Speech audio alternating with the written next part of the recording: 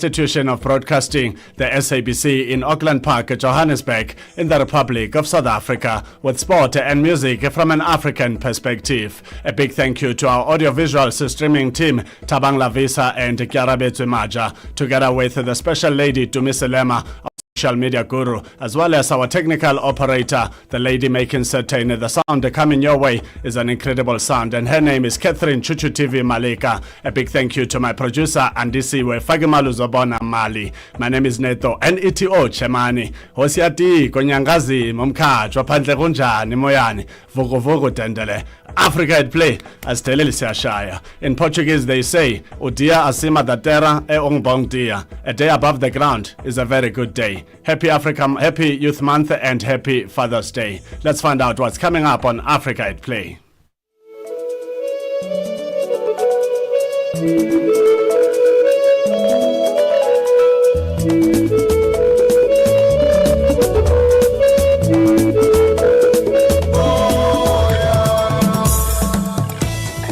I would say the Stockholm Marathon, I didn't have a very good run.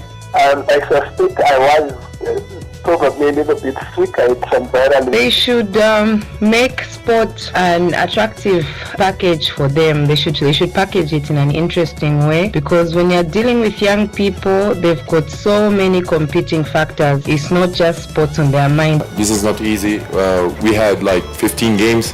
We lost only one game since we play in our country. Tough games, and this is not easy. It's coming from the hard work.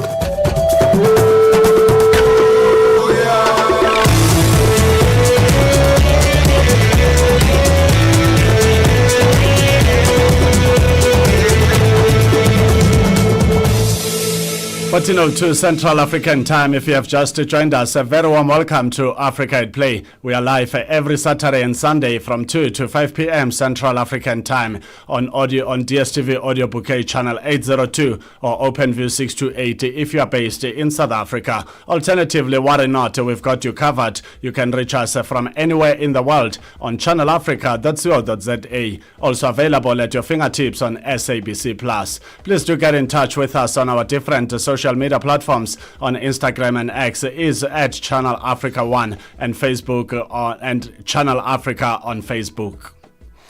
Not a common phenomenon for an athlete to run in two long-distance running competitions within a short space of 7 days. But surprisingly enough, a medical practitioner from Zimbabwe, but based in Windhoek, Namibia, has just achieved that accolade. Dr. Neto Chemane, full of character, ran in the Stockholm Marathon on Saturday, the 31st of May, and after he headed to Durban in South Africa to race in the Comrades 89-kilometer ultra marathon for a record 11 times. Dr. Neto Chemane has reflected about his running enthusiasm and more so about his belief trail running, which is a fairly new endurance sport. And who else? Our UK-based sporting correspondent Gershom Nyati had an interview with the ardent distance runner. Maybe the first thing, if you can tell us, who are you, which country are you from, and where are you based, and what is your profession? My name is Neto Chemane. I'm from Zimbabwe. I'm currently based in Namibia. I'm a general medical practitioner. That's why I practice medicine in Windhoek. Oh, that's good. Yeah, I'm well aware that you are into running as well. I consider myself an ultra trail runner. But yes, I am a runner. Oh, that's runners are equal. Yeah, that's excellent. Yeah. And I know that you raced in the Stockholm Marathon in Sweden. That was at the end of last month on the 31st of May. And within a short period of 6 days or 7 days, you went to compete at the Comrades Marathon in South Africa. Can you take us through about the two races, particularly in South Africa, considering that the Comrades Marathon is 89 kilometers. It is one of the toughest event throughout the world. Thank you. I went to run Stockholm Marathon. It was just mostly for charity to raise awareness about the dire water situation in my native country in Zimbabwe. I would say Stockholm Marathon, I didn't have a very good run. I suspect I was probably a little bit sick. I had some viral infection. Because after running on Saturday and I got back to South Africa on Sunday, I actually got a bit sick. And then I was thinking maybe I will not be able to go and run Comrades Marathon. I really did have a bit of a chest issue.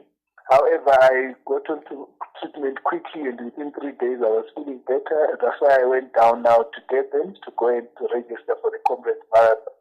And on the 8th, I started off with the 23,000 other people. I think we managed to get 20,000 people who started Comrades Marathon. I enjoyed my Comrades. Comrades Marathon the start is always electric. I think that's what makes it so epic. So you have all these 20,000 people crammed into a street. It's very early morning, it's chilly, everyone is just hugging together, and then you have this ceremony. The start is a ceremony, it's not just a gun going off. We sing, we get to sing the national anthem of South Africa, we sing Shosholoza, and then they play the iconic Chariot of Fire soundtrack, and then a cock crows, and then the gun goes off. When you get all of that happening to this crowd of runners, you can feel the energy in the air. It's like electric. So that is quite a motivating start. The start makes you want to come out of the start sprinting. You want to go and finish. You don't even think about the 90 kilometers staring you in the face, because there is this camaraderie. Everyone is in it together. You don't really feel like you're competing, because it looks like everyone around you wants you to succeed. They even encourage you to hug and shake hands with everyone next to you, behind you, in front of you, to show that we are one in this. So the fight is not against your fellow competitors. The fight is against the distance and the road. Why is it that many people tend to like and enjoy racing in the Comrades Marathon? Comrades Marathon is the oldest ultra. It's been going on for almost 100 years now. In 2 years' time, they'll be running the 100th edition. We would have reached it earlier if it wasn't for World War, and then there was also the issue of COVID. Those are the only two events that actually disrupted the Comrades trajectory. But in South Africa particularly, you are not considered a runner until you have at least completed one Comrades Marathon. Comrades, they call it the ultimate human race. For you to even show up at the start line, it shows great courage that you manage to step up and train for months to make it to the start. How many times have you raced in the Comrades yourself? And I understand your brother was also in that competition. All right. I did 10 consecutive Comrades marathons, because when you get to 10 numbers, you get awarded a permanent green number, which is very prestigious. After I had done my 10 Comrades, I decided that I'm done. I don't want to do it again. But then this year was particularly special because my brother, Hulikan Nyachi, was going for his 10th Comrade. And at the same time, my best friend, my best running buddy, Kirsty King, was also going for her 10th Comrade. So for me, this was a special race. I had to come and run with my friends, my family, to try and also motivate them to go and get this prestigious green number. But then, of course, my young brother is way faster than me. He was going for a silver medal. I was running just to finish and to see if I can motivate as many people as possible to reach the finish line. It was a fun run for me. Yeah, I saw you heading towards the finishing line.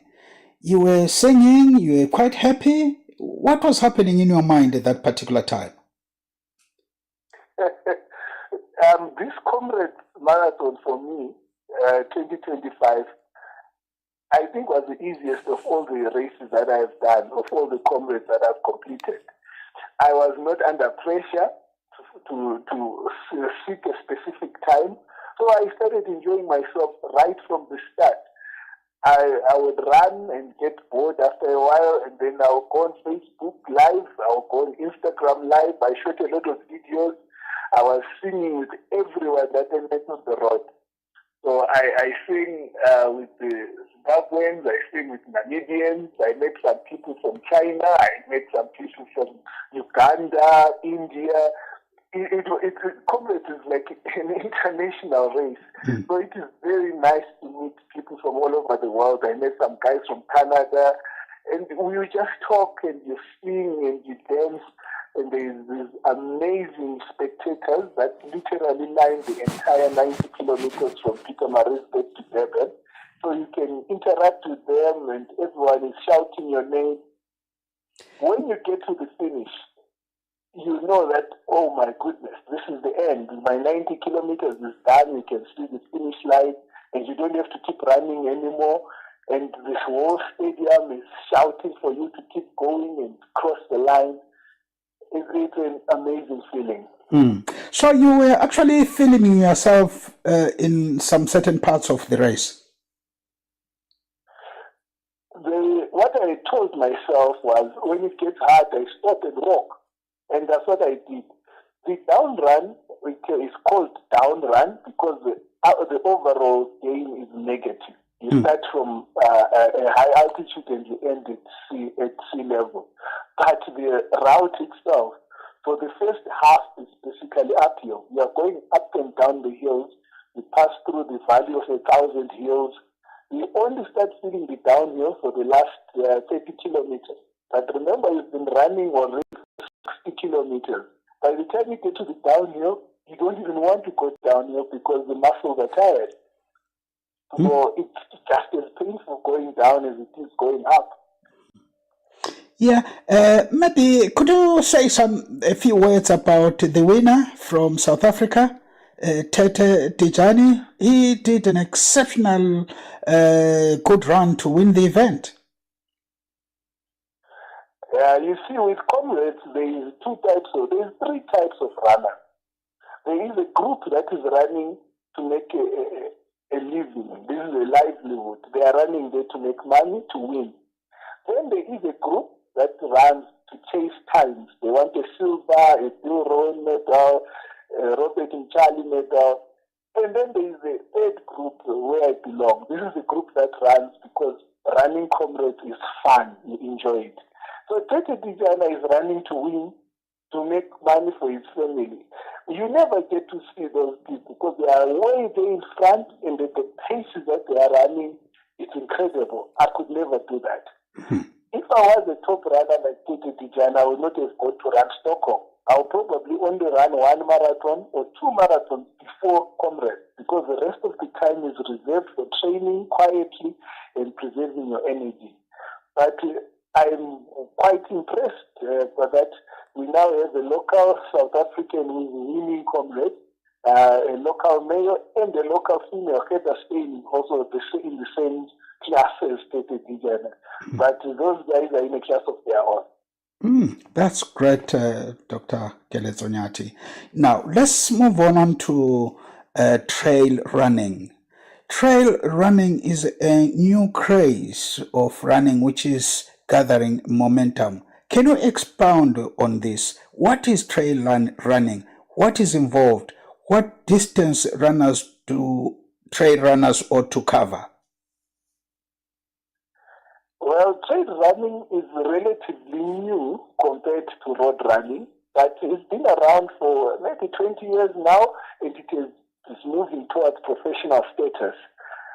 Trail running strips away this pampering that you get on a race where you have got spectators following you around, where you are running on paved road, where you have checkpoints and water points every 2 or 3 kilometers. Trail running is about taking you back to basics.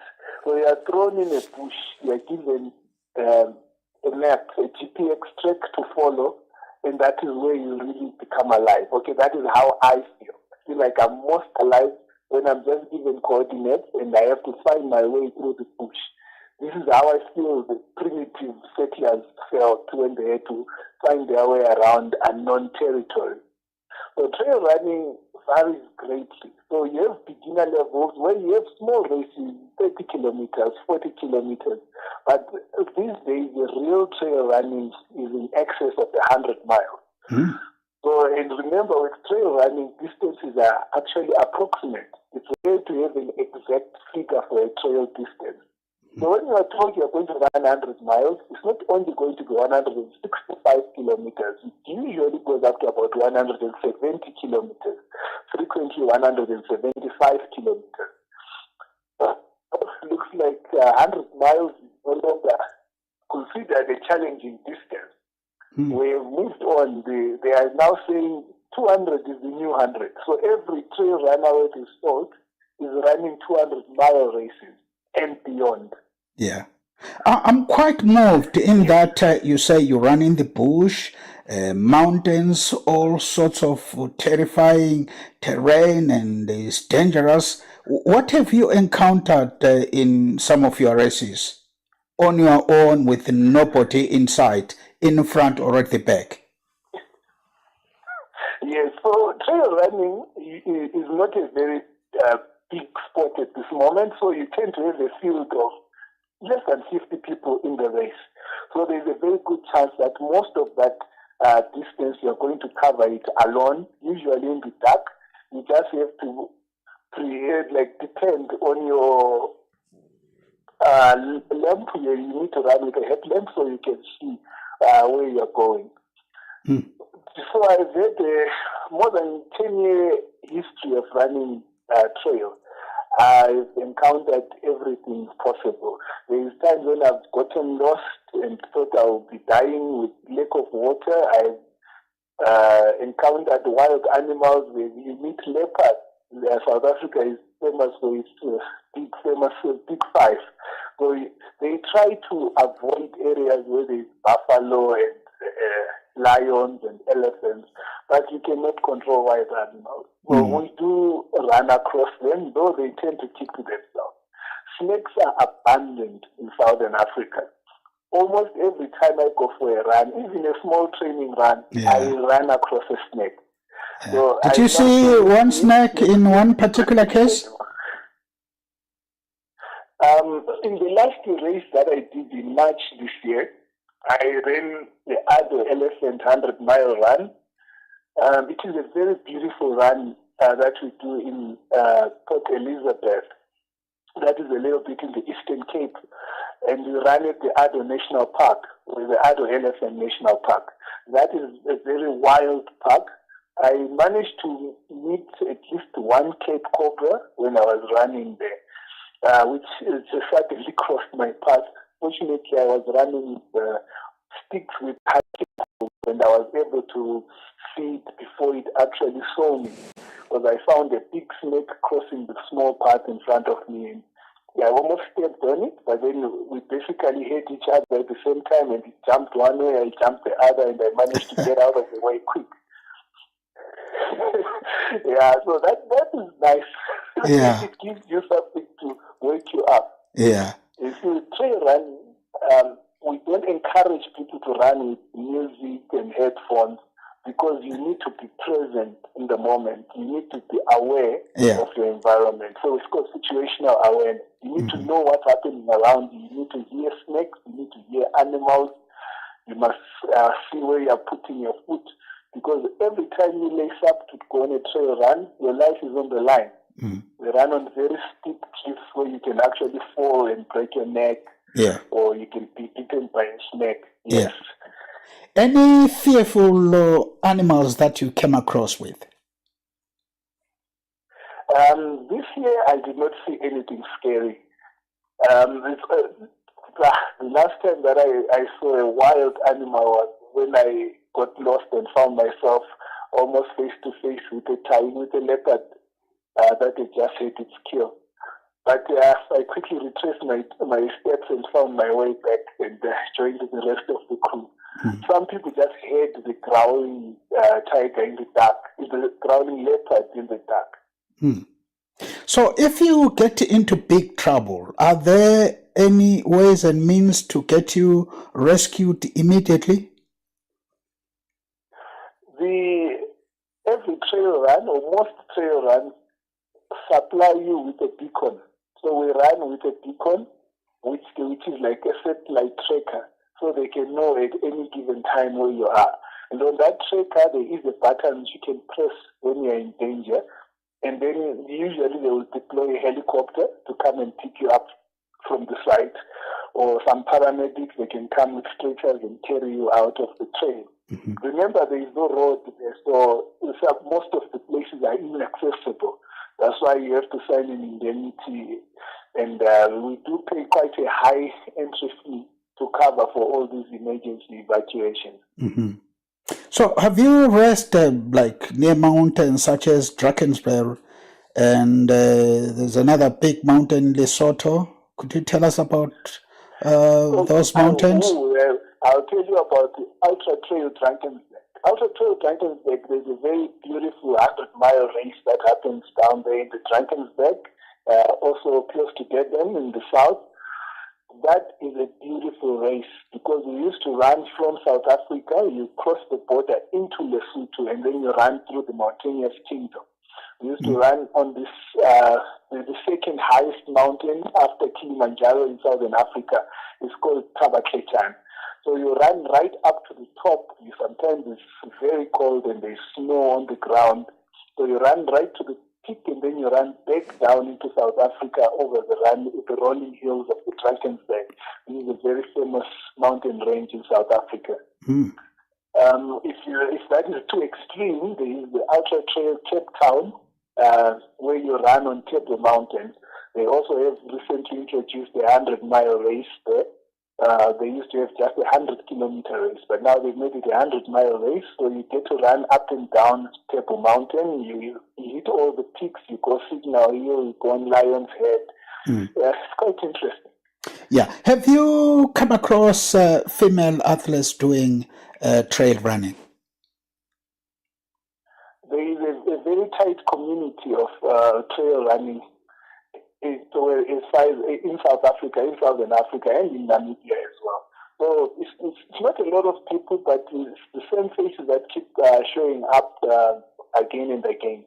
Recently, one of the most famous trail runners in South Africa, Ryan Sands, narrowly missed out on winning.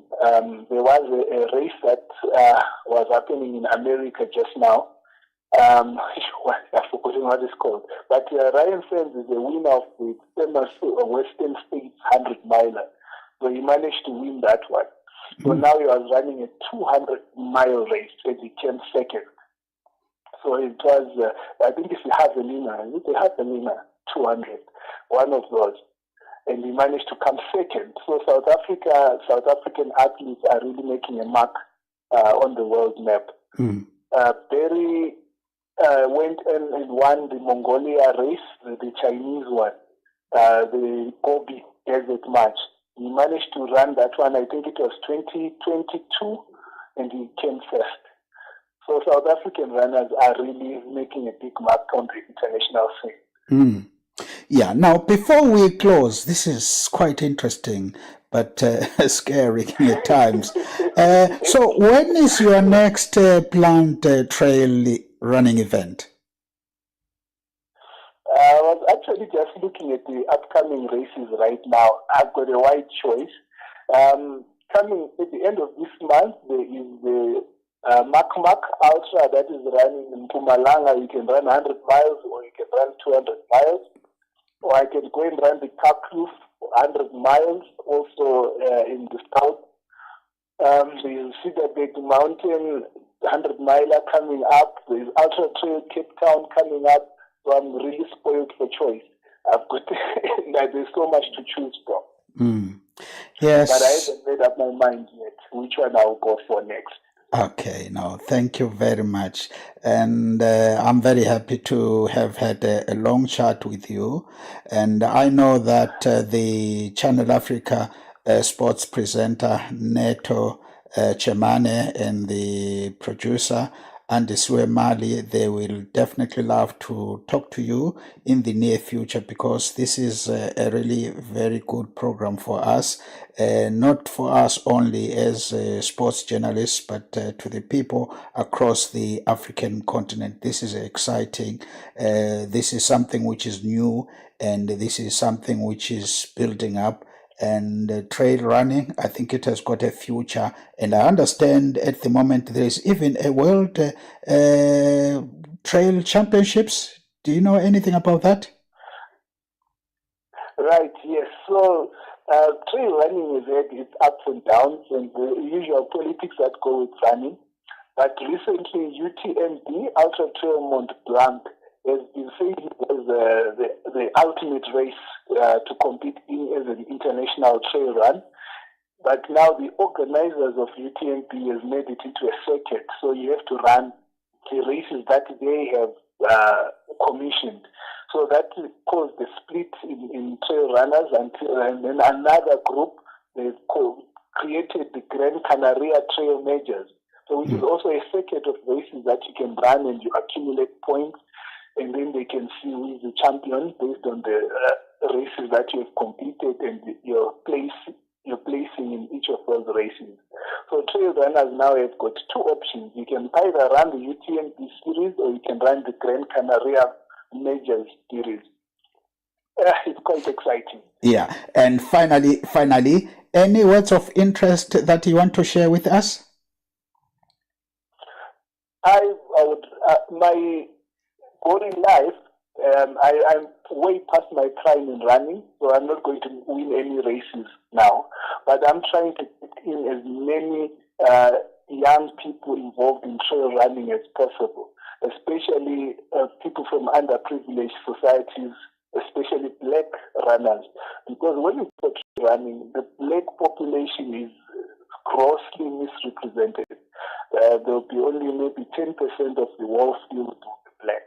So I'll be happy if we can get more black runners to join into trail running. But of course, it's a money issue because trail running is expensive. The amount of gear that you need to purchase, the entry fees that are required for you to run are usually prohibitive. And that's excluding most of the runners that would actually excel in trail running.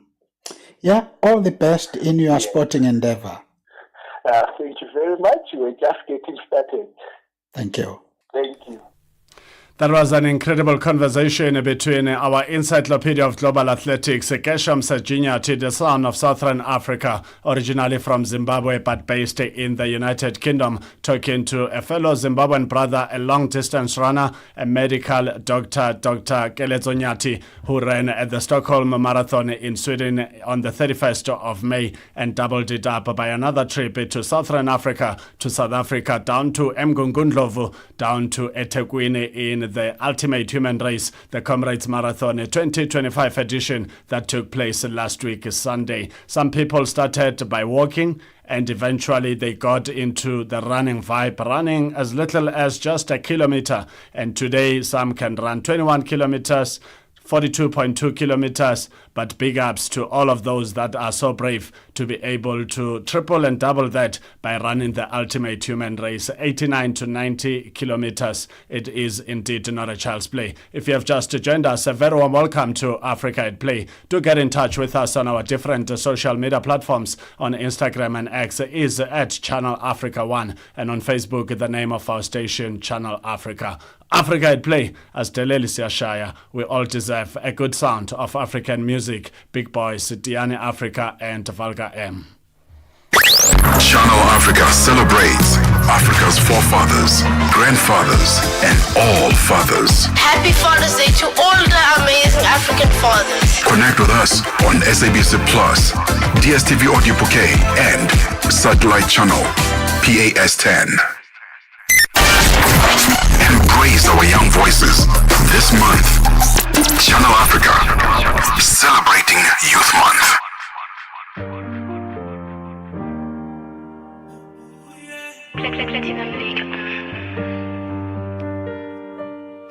10 till 12 p.m. on Channel Africa. Across borders, across time zones, on air, online. This is Channel Africa. Africa has a voice, and that voice is Channel Africa. It keeps you in motion, speaking, singing, questioning, rising. Wake up with Rise and Shine 6 till 9. Peter and Asanda as they bring you breaking news, sharp analysis, and the voices that shape the day. At mid-morning, we get on the move with Palisa and Benjamin, digging into the African lifestyle, people, and the things that make Africa smile. 12 till 1, Africa Update with Lulu Kabu, getting in-depth, powerful stories, and the perspective you won't hear anywhere else. The Upside, 1 till 4, live and real, with Tepuho Likweleni and Nompumelelo Ngubeni. Tame Ngubeni talks money, Africa in business, 4 till 5 p.m. 5 till 6, we put on a little bit more color. Vue d'Afrique with Joel Moteba. We go to East and Central Africa and find Darubinia Africa with I Am Shakif. Madapiri gives us some life. Zochi Tika, 7 till 8 p.m. Maria Mokumalo comes in 8 till 9. We get some useful knowledge. Kalodiscopia. 9 till 10. We take a look in Africa and beyond. Africa World Hour with Sipiso Makwetla. And we close it up with some love. The Hotlines with Shailen Dikumana. 10 till 12 p.m. on Channel Africa. Across borders, across time zones. On air, online. This is Channel Africa. Africa has a voice, and that voice is Channel Africa. It keeps you in motion, speaking, singing, questioning, rising. Wake up with Rise and Shine 6 till 9. Peter and Asanda as they bring you breaking news, sharp analysis, and the voices that shape the day.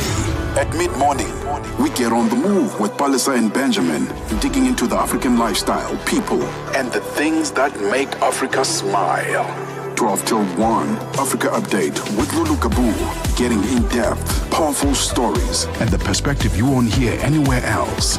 The Upside, 1 till 4, live and real, with Tepuho Likweleni and Nompumelelo Ngubeni. Tame Ngubeni talks money, Africa in business, 4 till 5 p.m. 5 till 6, we put on a little bit more color. Vue d'Afrique with Joel Moteba. We go to East and Central Africa and find Darubinia Africa with I Am Shakif. Madapiri gives us some life. Zochi Tika, 7 till 8 p.m. Maria Mokumalo comes in 8 till 9. We get some useful knowledge. Kalodiscopia. Central African time, you are still tuned in to Africa at Play. We are live every Saturday and Sunday from 2 to 5 p.m. Central African time on DSTV Audio Bouquet channel 802 or OpenView 628 if you are in South Africa. Alternatively, you can access us from anywhere you are online on channelafrica.co.za, also available on SABC+. Thank you for choosing Africa's number one, Africa at Play, as Deleli Siashaya. We now welcome to the conversation Kesham, Tony Tonero Ubani from West Africa in Lagos, Nigeria. So Ubani, good afternoon and welcome to Africa at Play. Good afternoon, the African Voice, and of course, good afternoon to all fathers in the world, including the African Voice Neto. Thank you so much, Ubani. A very happy Father's Day to you and to all the fathers in Nigeria and the rest of the African continent. Let's get on to it. It looks like the Nigeria Professional Football League is organized. They've already announced the 22nd of August as the season kickoff date or season opener. Talk to us about how ready are they for the new upcoming season? Yeah, I must tell you that indeed it came as a surprise to most of the football watchers, especially the commentators in the Nigeria Premier Football League. For the very first time, we saw the Nigerian Premier Football League ending as at when other leagues were ending, and indeed, another biggest surprise, getting to hear, of the new day that has been fixed. The board of the Nigeria Premier Football League announced that the 2025-26 season will commence on August 22nd, 2025 and end on May 24th, 2026. That was, for great watchers of the Nigeria Premier League, a very, very surprising package, being unfolded. At a review of the last season statistics and projections for the new season, the chairman of the MPFL, Bengai Lebeleye, said the league is determined to establish a traditional period for the competition to enable clubs, players, match officials, and scouts plan their own calendar. And you recall that the board kept to its calendar for the last season, which began on August 31st, 2024, and concluded on May 25th, 2025. Today, the first time in many years, perhaps since the start of the new era, Nigeria Premier Football League, 20 years ago, that a date for kickoff and ending will be faithfully implemented. That is a commitment, that the MPFL have made, and a promise delivered. So that's how it is. And the chairman also said that the season was remarkable in the emergence of Remo Stars as the champions with 3 matches to stay after defeating Niger Tornadoes on March the 35th on April 27. And giving a breakdown of numbers, he noted that of the total of 380 games, there were 286 wins, 94 were drawn, with a total of 784 goals scored. Further breakdown shows there were 204 home wins and 42 away wins, 552 goals scored at home, and 232 scored by visiting teams, out of which 60 were from the penalty spot, 16 penalties were missed, bringing total penalties awarded to 76. In all, 13 of the goals were own goals and 4 hat-tricks were recorded. On disciplinary measures, the league chairman said that a total of 1,380 yellow cards were issued, while 56 expulsions were recorded during the season. Also, in the concluding season, National United Yusuf Anas topped the goal scorer chart with 18 goals and was followed by veteran Rabiu Ali of Kano Pillars with 13 goals, and Anthony Joma of Abia Warriors came third with 12 goals. The league disclosed that MPFL screened the highest ever number of domestic league on television with 188 games aired, while 220 features on the OTT viewing platform, were aired. I must confess that this is the very first time, that statistics like this were being provided by the Nigeria Premier Football League. And like we have always said on this program, there are so many improvements, Neto, that one saw, it became so alien to us to see a team going outside its home base and winning. Not especially in the hinterlands, some clubs ordinarily before could not just go and get a win. Wins were recorded on a away basis on such things. And referees, did absolutely so well, except towards the end of the league, that things somehow slumped. And of course, we raised a lot of cry, and of course, the MPFL, immediately switched attention onto it. I must say that it's a very commendable season, and of course, coming up with a timetable for a 2025-26 season, that to me is outstanding by the Nigeria Premier Football League, NATO. If you have just joined us, we are talking to Tony Robani all the way from Lagos, Nigeria in West Africa, talking all things West African sport with the major focus on Nigeria. So, Ubani, let's talk about Victor Oko Boniface, a Nigerian professional footballer who plays as a striker for Bundesliga club Bayer Leverkusen, a side that has won the Bundesliga League for the first time after 120 years, having done so in the season before this one, where this one has been won by the dominating force of the German football, that is Bayer FC Bayern München. What's the latest on Boniface? Victor Boniface is another victor in the Nigerian national team, the Super Eagles, but unfortunately, he has not been bringing his name to bear on the Nigerian scene, because we have seen one dominant victor, and that is Victor Osimhen, who indeed has taken over the Nigerian national team, the Super Eagles, that to a certain stage that most times, if he's not around, the fans will begin to ask questions. And indeed, one expected that Victor Boniface will also bring his club form to the national team. We have not seen that, but I must tell you that he's facing scrutiny for a social media post. He jokingly announced his retirement from the Super Eagles. And, people are asking questions And the incident has sparked debate and criticism, with some finding the prank inappropriate given the recent performance of the Super Eagles. Boniface's initial post, which has since been deleted, indicated his enjoyment of his time with the national team, both the good and the bad, and included the phrase, "I don't hang boots," which is the Nigerian pidgin, meaning that he has retired, literally meaning that I am, hanging my boot on tour. This led to speculation and reports suggesting he was retiring due to injury issues. But that did not happen. Despite the clarification, the incident has drawn criticism, with some arguing that the joke was insensitive given the scrutiny the Super Eagles have been under. And also we have seen former player Mobi Oparako also defending Boniface, saying that, players have gone through a lot of struggles in their league, and, that he must be mentally fatigued, and that could be responsible for the joke that he said and deleted. But then the question is that Victor Osimhen is here to open his scoring account for the national team, the Super Eagles. So, as a striker, that's exactly where and how he's judged. And I must tell you, Neto, that Victor Boniface is not a conqueror, in the national team. He could be doing everything in his club in Leverkusen, where everybody cherishes what he's doing. But we do not know what is happening in Nigeria. A lot of question marks on him. It could be the pressure that is making him to, retire on social media, even though he deleted it. But I must say that out here in Nigeria, there are a lot of question marks on his, continued stay. And indeed, some officials are also beginning to doubt whether indeed he will join the Super Eagles, from now onward.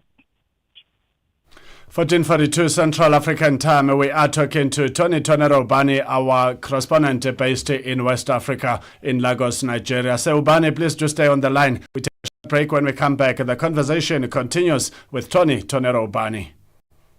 You like what we do on Channel Africa? Then follow us on our socials. Channel Africa 1 on all social pages. And get the African perspective. The Morning Switch Weekend with the Shy Guy. The Shy Guy, a Morning Switch. Have you ever listened to a song and then it gives you goosebumps? Cause it takes you way back in the 80s. My goodness. Hey baby. You hear Yvonne Chaga Chaga there. I wanna talk to the DJ. And then the DJ goes like, hey baby, I've got you on the other side. Huh? There were no WhatsApps then, right? There were no sliding to the DMs at the time. Oh man. Your weekend mornings are activated with the Shy Guy on the Morning Switch. Africa at Play with Neto and Neto Chemane. 14:43 Central African Time. You are still tuned in to Channel Africa from an African perspective. This is Africa at Play. We are live every Saturday and Sunday from 2 to 5 p.m. Central African Time on DSTV Audio Bouquet Channel 802 or OpenView 628 if you are in South Africa. Alternatively, you can reach us from anywhere you are online on channelafrica.co.za. Also available on SABC+. We are still talking to Tony Ubani, our correspondent based in West Africa, in Lagos, Nigeria. So, Ubani, you've raised something disturbing about Victor Boniface, but it's not just him who's playing abroad that you possibly have stories on.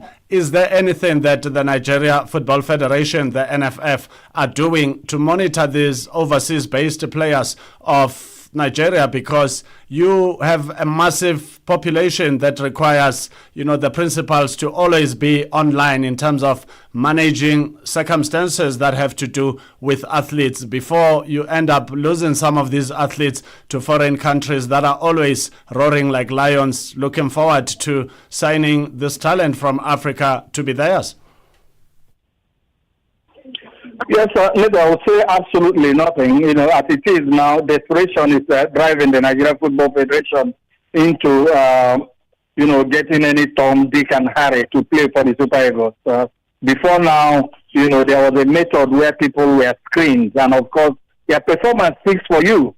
no matter the name you bear, a Nigerian name that you bear, most of these players, some of them were born abroad, some of them have never been, to Nigeria. They have never even been to the continent Africa. And, for the fact that everybody wants the Super Eagles to do well, especially the officials of the Nigeria Football Federation, once they hear any name that has scored a goal in any league, they will hurriedly want to invite such a person, to the national team. It has raised a lot of questions back home here, and that also has equally affected, products from the Nigerian league, because so many people believe because of the number of players that have been allowed, to come from outside, who are Nigerians, though, so much focus is no more given, to Nigerian players who are plying their trade here. I do not see anything wrong in bringing anybody to come and play, so far as you are a Nigerian. But then,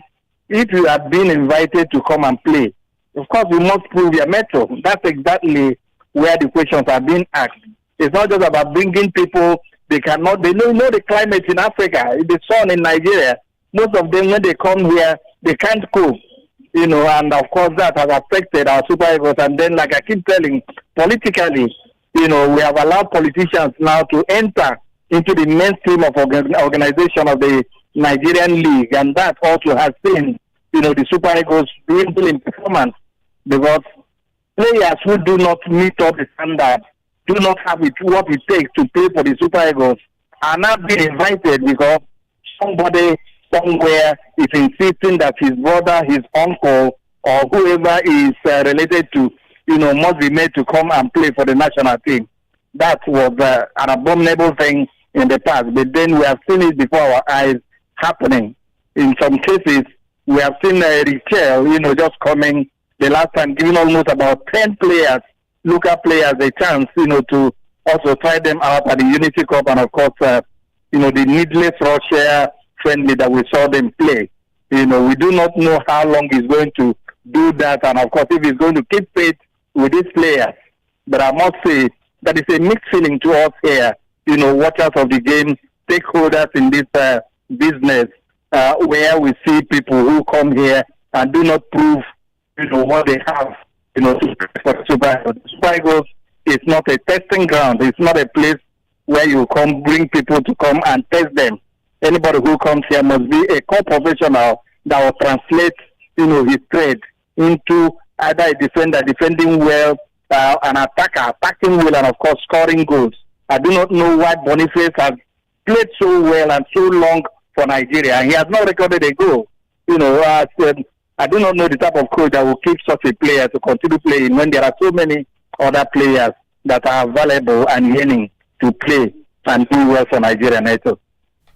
We are wrapping up with Tony Rubani, our legendary correspondent based in West Africa in Lagos, Nigeria, as we are talking all things Nigerian sport. So Ubani, Super Falcons goalkeeper Nadozi departs from Paris FC after half a decade of being there. And what's the latest in the Super Falcons camp building up to the upcoming WAFCON that will be taking place in North Africa, Morocco from the 5th to the 26th of July? Yeah, everything is going well. We have seen them play a game against the Indomitable Lionesses of Cameroon. That game, administratively, they bungled it because the Cameroonians were to play two friendlies in Nigeria. They ended up having only one game being played. And, of course, the feelings from the players of the Super Falcons is that they have not had enough friendly matches, to put them in state, for the tournament coming up in Morocco. But absolutely there is nobody they can talk to. These are just things they confide to journalists, who go around there. And the Nigeria Football Federation has not in any way done anything to improve on the friendlies that are being asked. And I must say that these things happen when there is an indigenous coach in charge of the Super Falcons or in charge of any of our national teams. If it were to be an expatriate coach, I think people will be running up and down to get friendlies, so that the expatriate coach will not in any way complain. Justin Madugu, who is in charge of the Super Falcons, is doing an absolute fantastic job with the Super Falcons. And almost everybody attests to that. The players themselves have confessed that the young man is doing well. And unfortunately, the Nigeria Football Federation have said that they should manage what they have. And the coach, the last time he spoke to me, says that he will not in any way complain, but then, go ahead and, see that the Super Falcons will add to the number of trophies they have won. I'm talking about them, the French women's first division side, Paris FC, just announced the departure of Nigerian international goalkeeper, Chiamaka Nnadozie, who herself is a serial winner with the club. And in a statement, they thanked Nnadozie for her contribution to the team's success, having joined Paris FC in 2020, from Rivers Angels. And Chiamaka immediately became an instant hit. So last season, Nnadozie had Paris FC win their second French women's club title, 7-2 spot kicks in the 5-4 penalty shootout win against Paris Saint-Germain. She's the reigning African Women's Goalkeeper of the Year, having also won the award in 23. I think that we raise our caps, to this indomitable goalkeeper of the Super Falcons, Nnadozie, who automatically will be, going there to ensure that goals do not, go against the Super Falcons, when they begin the African Women's Championship. Tonero Ubani from West Africa in Lagos, Nigeria. So Ubani, thank you so much for fueling us up with the latest in Nigerian sport. Have an awesome afternoon further. Thank you so much. And just to quickly tell you that Nigeria's Kamaru Usman also ended his losing run after claiming an unanimous decision win against Joachim Buckley in the Ultimate Fight Championship UFC welterweight class inside the State Farm at Atlanta in the USA in the early hours of this morning. Thank you so much. Thank you so much. That's Tonero Ubani bringing us up to speed with regards to the latest in Nigerian sport. If you have just joined us, a very warm welcome to Africa at Play. Asteleli Siashaya, 14:52 Central African Time. Joseph Akinwale Akinfenwa Donas, known professionally as Joe Boy, is a Nigerian singer and songwriter. He is signed to Warner Music Africa in partnership with his record label Young Legend, together with his fellow artist on this song, Mr. Easy, and the song is titled Nobody. You heard something you like on Channel Africa and you would like to hear it again. Worry not, we've got your back. Just go to our website, www.channelafrica.co.za, and look for our podcast, Africa at Play. Beautifully, happily marrying sports and music.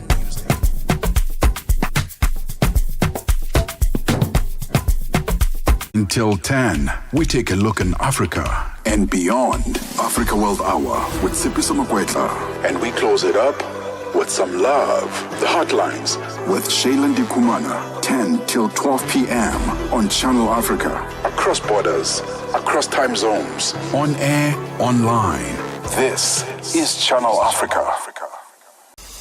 Africa has a voice, and that voice is Channel Africa. It keeps you in motion, speaking, singing, questioning, rising. Wake up with Rise and Shine, 6 till 9. Peter and Asanda, as they bring you breaking news, sharp analysis, and the voices that shape the day. At mid-morning, we get on the move with Palisa and Benjamin, digging into the African lifestyle, people, and the things that make Africa smile. 12 till 1, Africa Update with Lulu Kabu, getting in-depth, powerful stories, and the perspective you won't hear anywhere else. The Upside, 1 till 4, live and real, with Tepu Kholikweleni and Nompumelelo Ngubeni. Tame Ngubeni talks money, Africa in business, 4 till 5 p.m.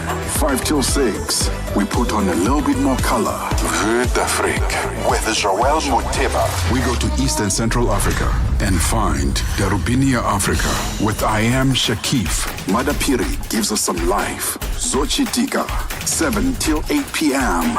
Maria Mokumalo comes in 8 till 9. We get some Lucifer knowledge. Kalodiscopia. 9 till 10. We take a look in Africa and beyond. Africa World Hour with Sipiso Makwetla. And we close it up with some love. The Hotlines with Shailen Kumana. 10 till 12 p.m. on Channel Africa. across borders, across time zones, on air, online. This is Channel Africa. Africa has a voice, and that voice is Channel Africa. It keeps you in motion, speaking, singing, questioning, rising. Wake up with Rise and Shine 6 till 9. Peter and Asanda as they bring you breaking news, sharp analysis, and the voices that shape the day. At mid-morning, we get on the move with Palisa and Benjamin, digging into the African lifestyle, people, and the things that make Africa smile. 12 till 1, Africa Update with Lulu Kabu, getting in-depth, powerful stories, and the perspective you won't hear anywhere else. The Upside, 1 till 4, live and real, with Tepuho Likweleni and Nompumelelo Ngubeni. Tame Ngubeni talks money, Africa in business, 4 till 5 p.m. 5 till 6, we put on a little bit more color. Vue d'Afrique with Joel Moteba. We go to East and Central Africa and find Darubinia Africa with I Am Shakif. Madapiri gives us some life. Zochitika, 7 till 8 p.m. Maria Mokumalo comes in 8 till 9. We get some Lucifer knowledge. Kalodiscopia. 9 till 10. We take a look in Africa and beyond. Africa World Hour with Sipiso Makwetla. And we close it up with some love. The Hotlines with Shailen Dikumana. 10 till 12 p.m. on Channel Africa. Across borders, across time zones, on air, online. This is Channel Africa. Africa has a voice, and that voice is Channel Africa. Central African time, a very warm welcome to Africa at Play if you have just joined us, and thank you for taking the best decision ever, choosing Africa's number one.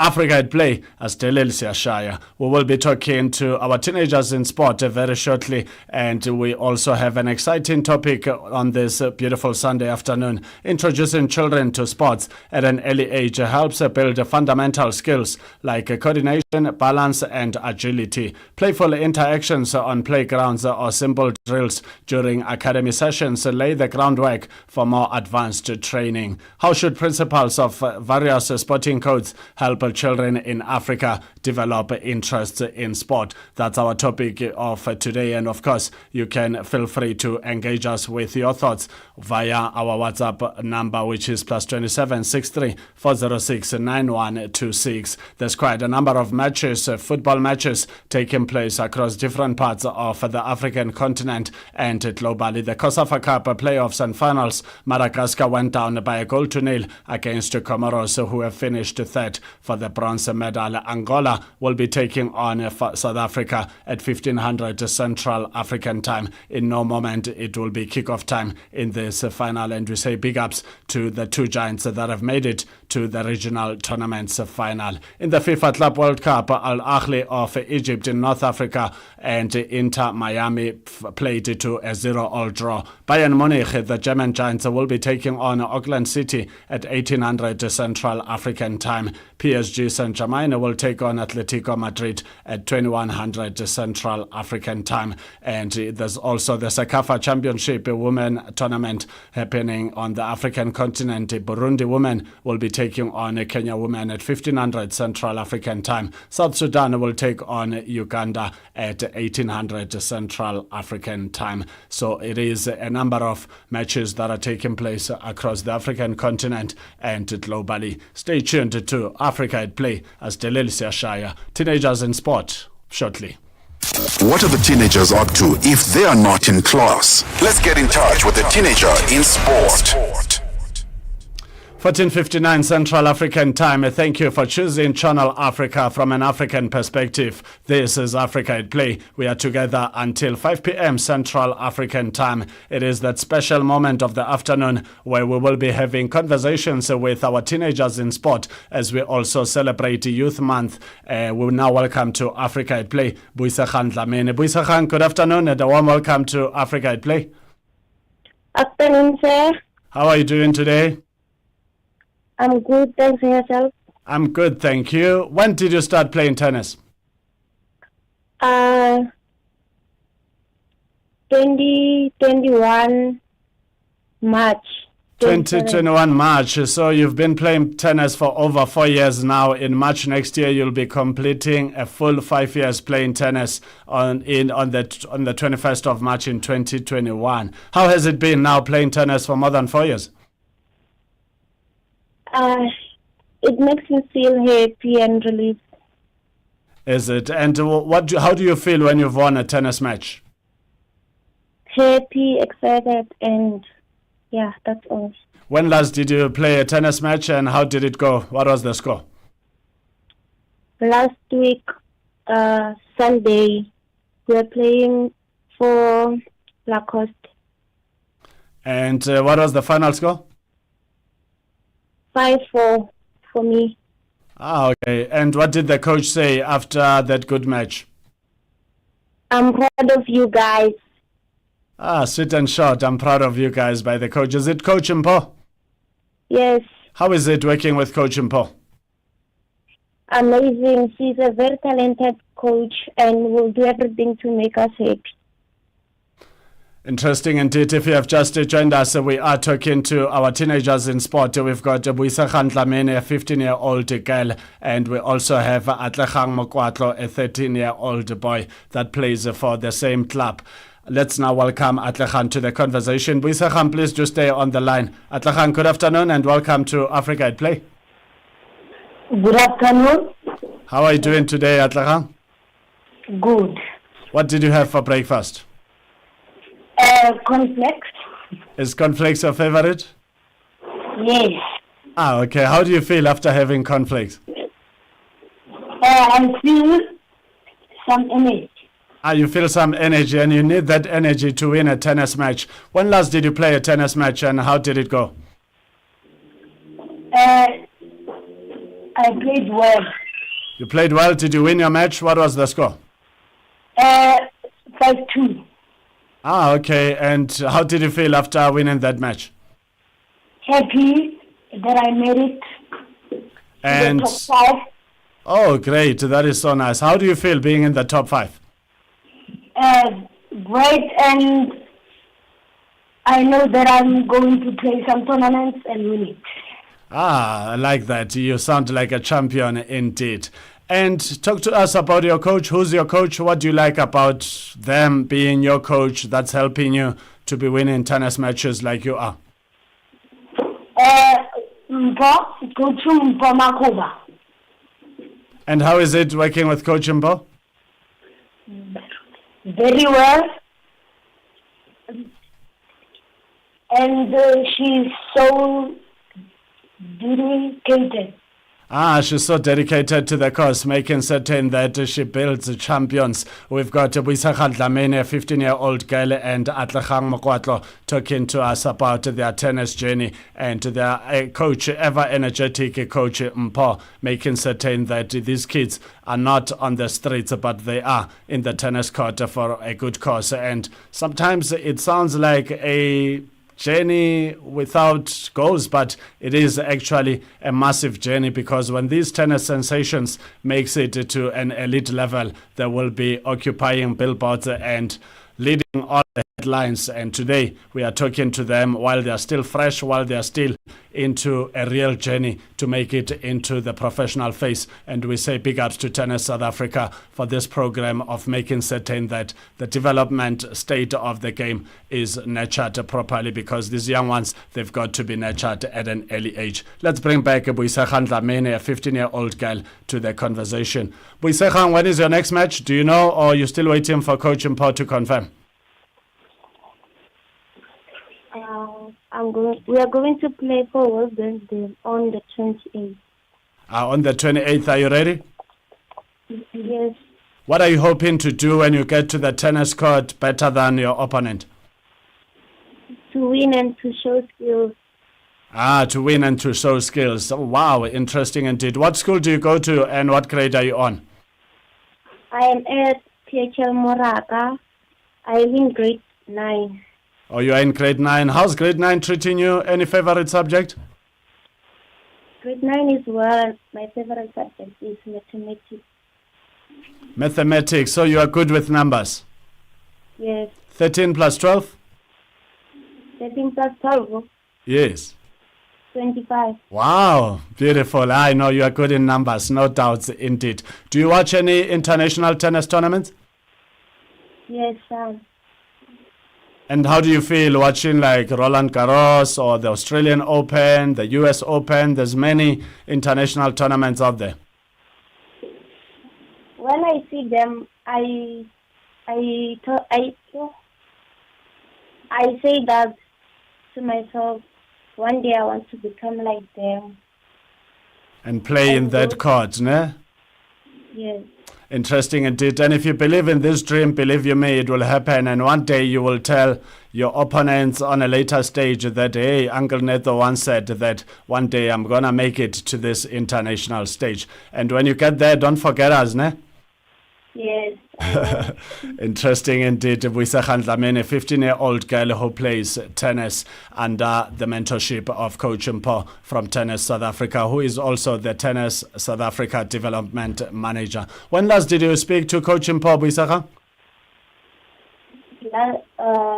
Let me say yes. On Friday. On Friday. What did you talk about?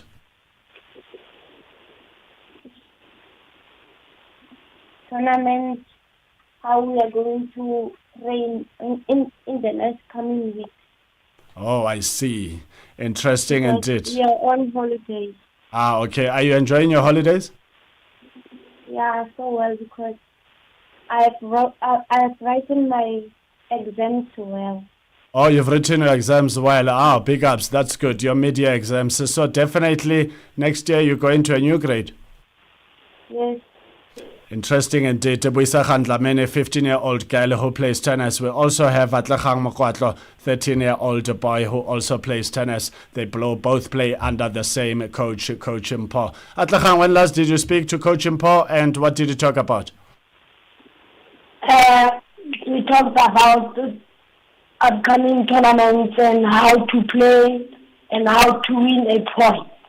Interesting indeed. And if Coach Mpo is listening to this conversation, what would you like to say to her?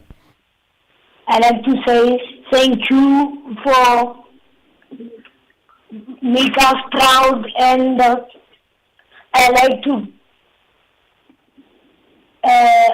to be a professional tennis player, and I love her so much for helping us.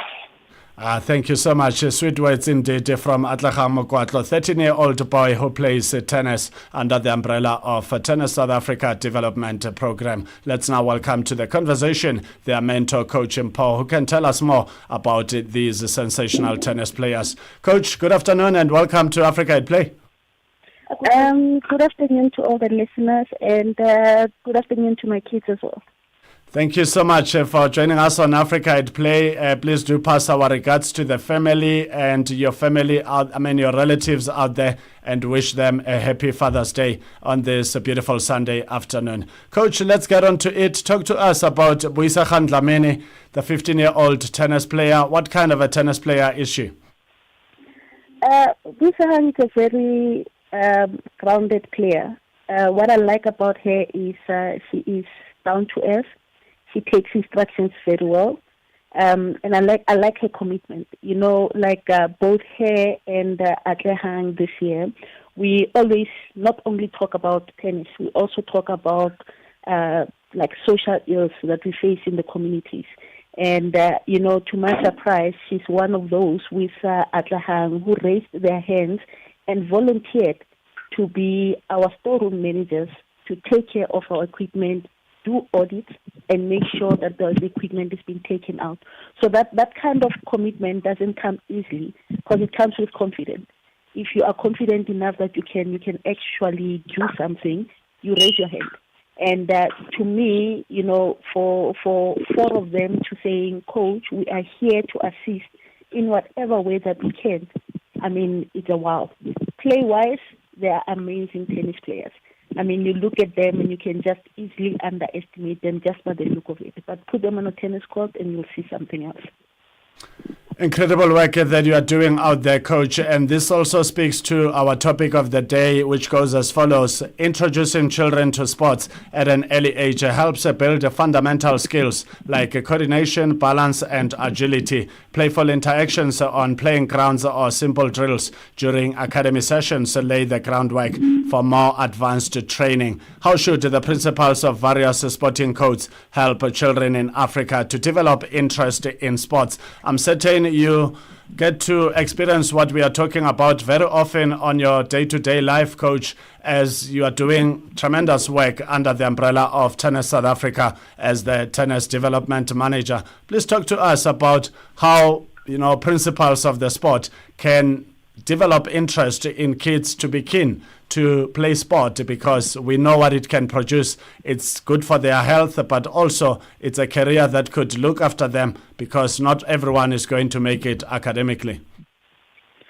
You are so correct, because of, I would also like to engage most of the parents out there in this topic, because of we are all so grounded in terms of where our kids are concerned, and saying to our kids, we need to study more. We need to open our books more. We need to focus on our studies.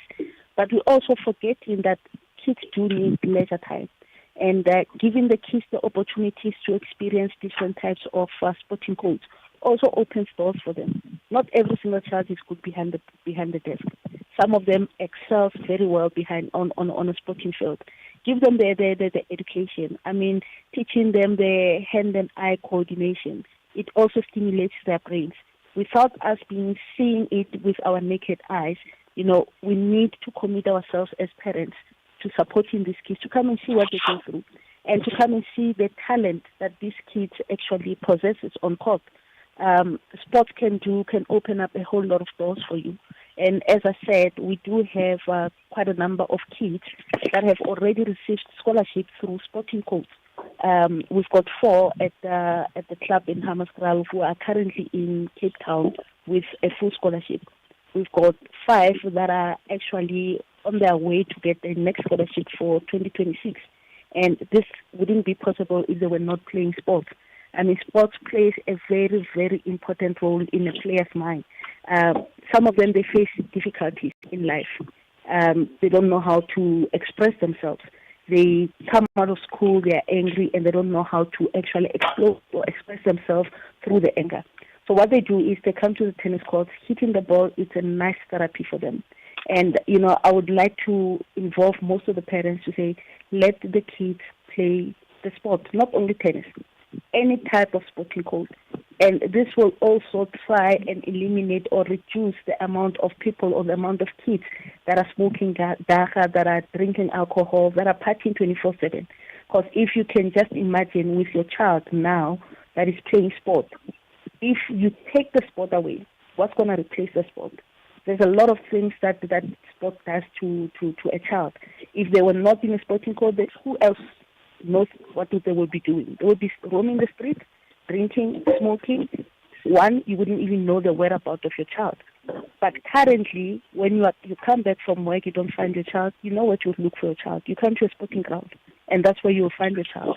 And I can tell you, I have seen a whole lot of personalities, different personalities from these kids. When they're at home, when you meet them in the street, and when you see them at the tennis court, there are 2 split personalities. You can see somebody that is kind of like sad, somebody that is going, that looks like they're carrying the whole world on their shoulders, and you see them when they're at the tennis court. 2 different personalities. Their happiness, their excitement, and you start seeing that sad face again when you say to them, let's pack up, it's now time to go back home. So I'd like to engage the parents to also try and be involved in their kids' life, especially where sport is concerned. 15:14 Central African Time. We are talking to Coach Mpho, the Tennis South Africa TSA Development Manager and Developmental Coach. We also have our teenagers in sport, Buisakhan Dlamini, 15-year-old girl, and Atlecha Mokwatlo, 13-year-old boy, that are playing tennis under the Hammanskraal Tennis Club. And Coach Mpho is doing tremendous work on the ground, making certain that these kids are removed from streets and wrong destinations, but introduced introduced to sports. And we know once your child is involved in sports, there can never be sad results. It's always great, even if they don't win tournaments, because sport is not just about winning. At times, you've got to lose matches to learn tough lessons, only for you to become a champ one day. Everyone is a champ before the match, but after the match, the real champs will celebrate in style. So parents, you are being challenged by Coach Mpo to say, do get involved in your child's journey as an athlete, because you could be dealing with a future champion, but if you do not give them the necessary support, you could be taking away the championship in them. A good homework indeed. Coach Mpo, please do stay on the line. We take a short break. When we come back, we'll wrap up our conversation. Buisagan Dlamini and Atlekham Mokwatlo, please do stay on the line as well. We'll wrap up our Teenager in Sport conversation with the two tennis sensations, Buisagan Dlamini and Atlekham Mokwatlo, together with Coach Mpo after the short break. In this episode of Channel Africa Conversations, Peter talks to Dr. Tulisile Buddha, an academic, author, and an expert in indigenous knowledge systems. Join us for a compelling discussion on preserving African languages and traditions in the digital era. Dr. Tulisile unpacks the role of educators, explorers, and how technologies like AI can support cultural preservation, and challenges us to rethink how we honor African heritage. You can find the episode on YouTube, SABC Plus, and on our website, channelafrica.co.za. This episode is a must-listen for educators, creators, and change makers across the continent. Channel Africa, the African perspective. Exclusive to Africa at Play on Channel Africa. Teenagers in Sports with Neto Chemane. 15:16 Central African Time. If you have just joined us, a very warm welcome to Africa at Play. We are live on DSTV Audio Bouquet Channel 802 or OpenView 628 if you are in South Africa. Alternatively, you can access us or reach us from any corner of the world online on channelafrica.co.za. Also available at your fingertips on SABC Plus. We've got our special guest, Buisagan Dlamini, 15-year-old Gaele who plays tennis, as well as Atlekham Mokwatlo, 13-year-old boy. They both play under the Hammanskraal Tennis Club. And we've got their mentor from Tennis South Africa, who doubles up as a development coach and a tennis development mentor or manager at Tennis South Africa, Coach Mpo. Let's wrap up with Buisagan Dlamini. Buisagan, what are you looking forward to in your next match? What I'm looking forward in my next match is to win or lose. It's nothing to me, but as long as I had fun in tennis. We've got Coach Mpo on the line. What would you like to say to her?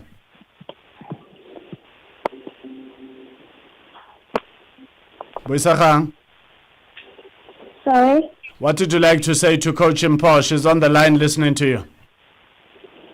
Keep up the good work for making us going to tournaments, and I love her so much. She loves you too. Thank you so much. Coach, how do you react to so much love? Wow. The love at that love comes in buckets. It just pours. I love those kids to bits. I really want the best for them. And make no mistake, I will do whatever that it takes to make sure that these kids get what they deserve. When we grew up, we never had the opportunities. And there are some of the opportunities that are up there for them. I will move the world for them to make sure that they get the opportunities. As long as they grab them with open arms and use them wisely, I love them to bits. Coach Mpo is prepared to move the world to make certain that young people in Hammanskraal and different parts of South Africa are given opportunities that will elevate their sporting career to the highest possible bar. We also have Atlekham Mokwatlo. Atlekham, what did you like to say to Coach Mpo?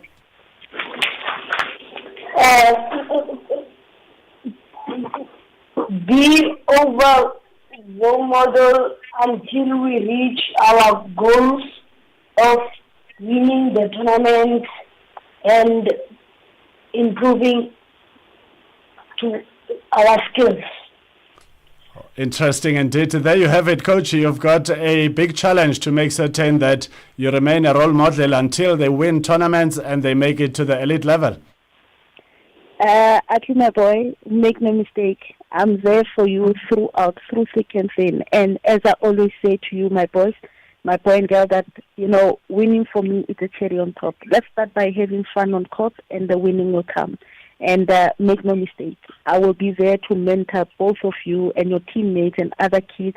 As long as I'm still alive, I'll make sure that, I guide you in the right way that you're supposed to be guided, and make sure that you not only become the better tennis player, but you also become better people within the community.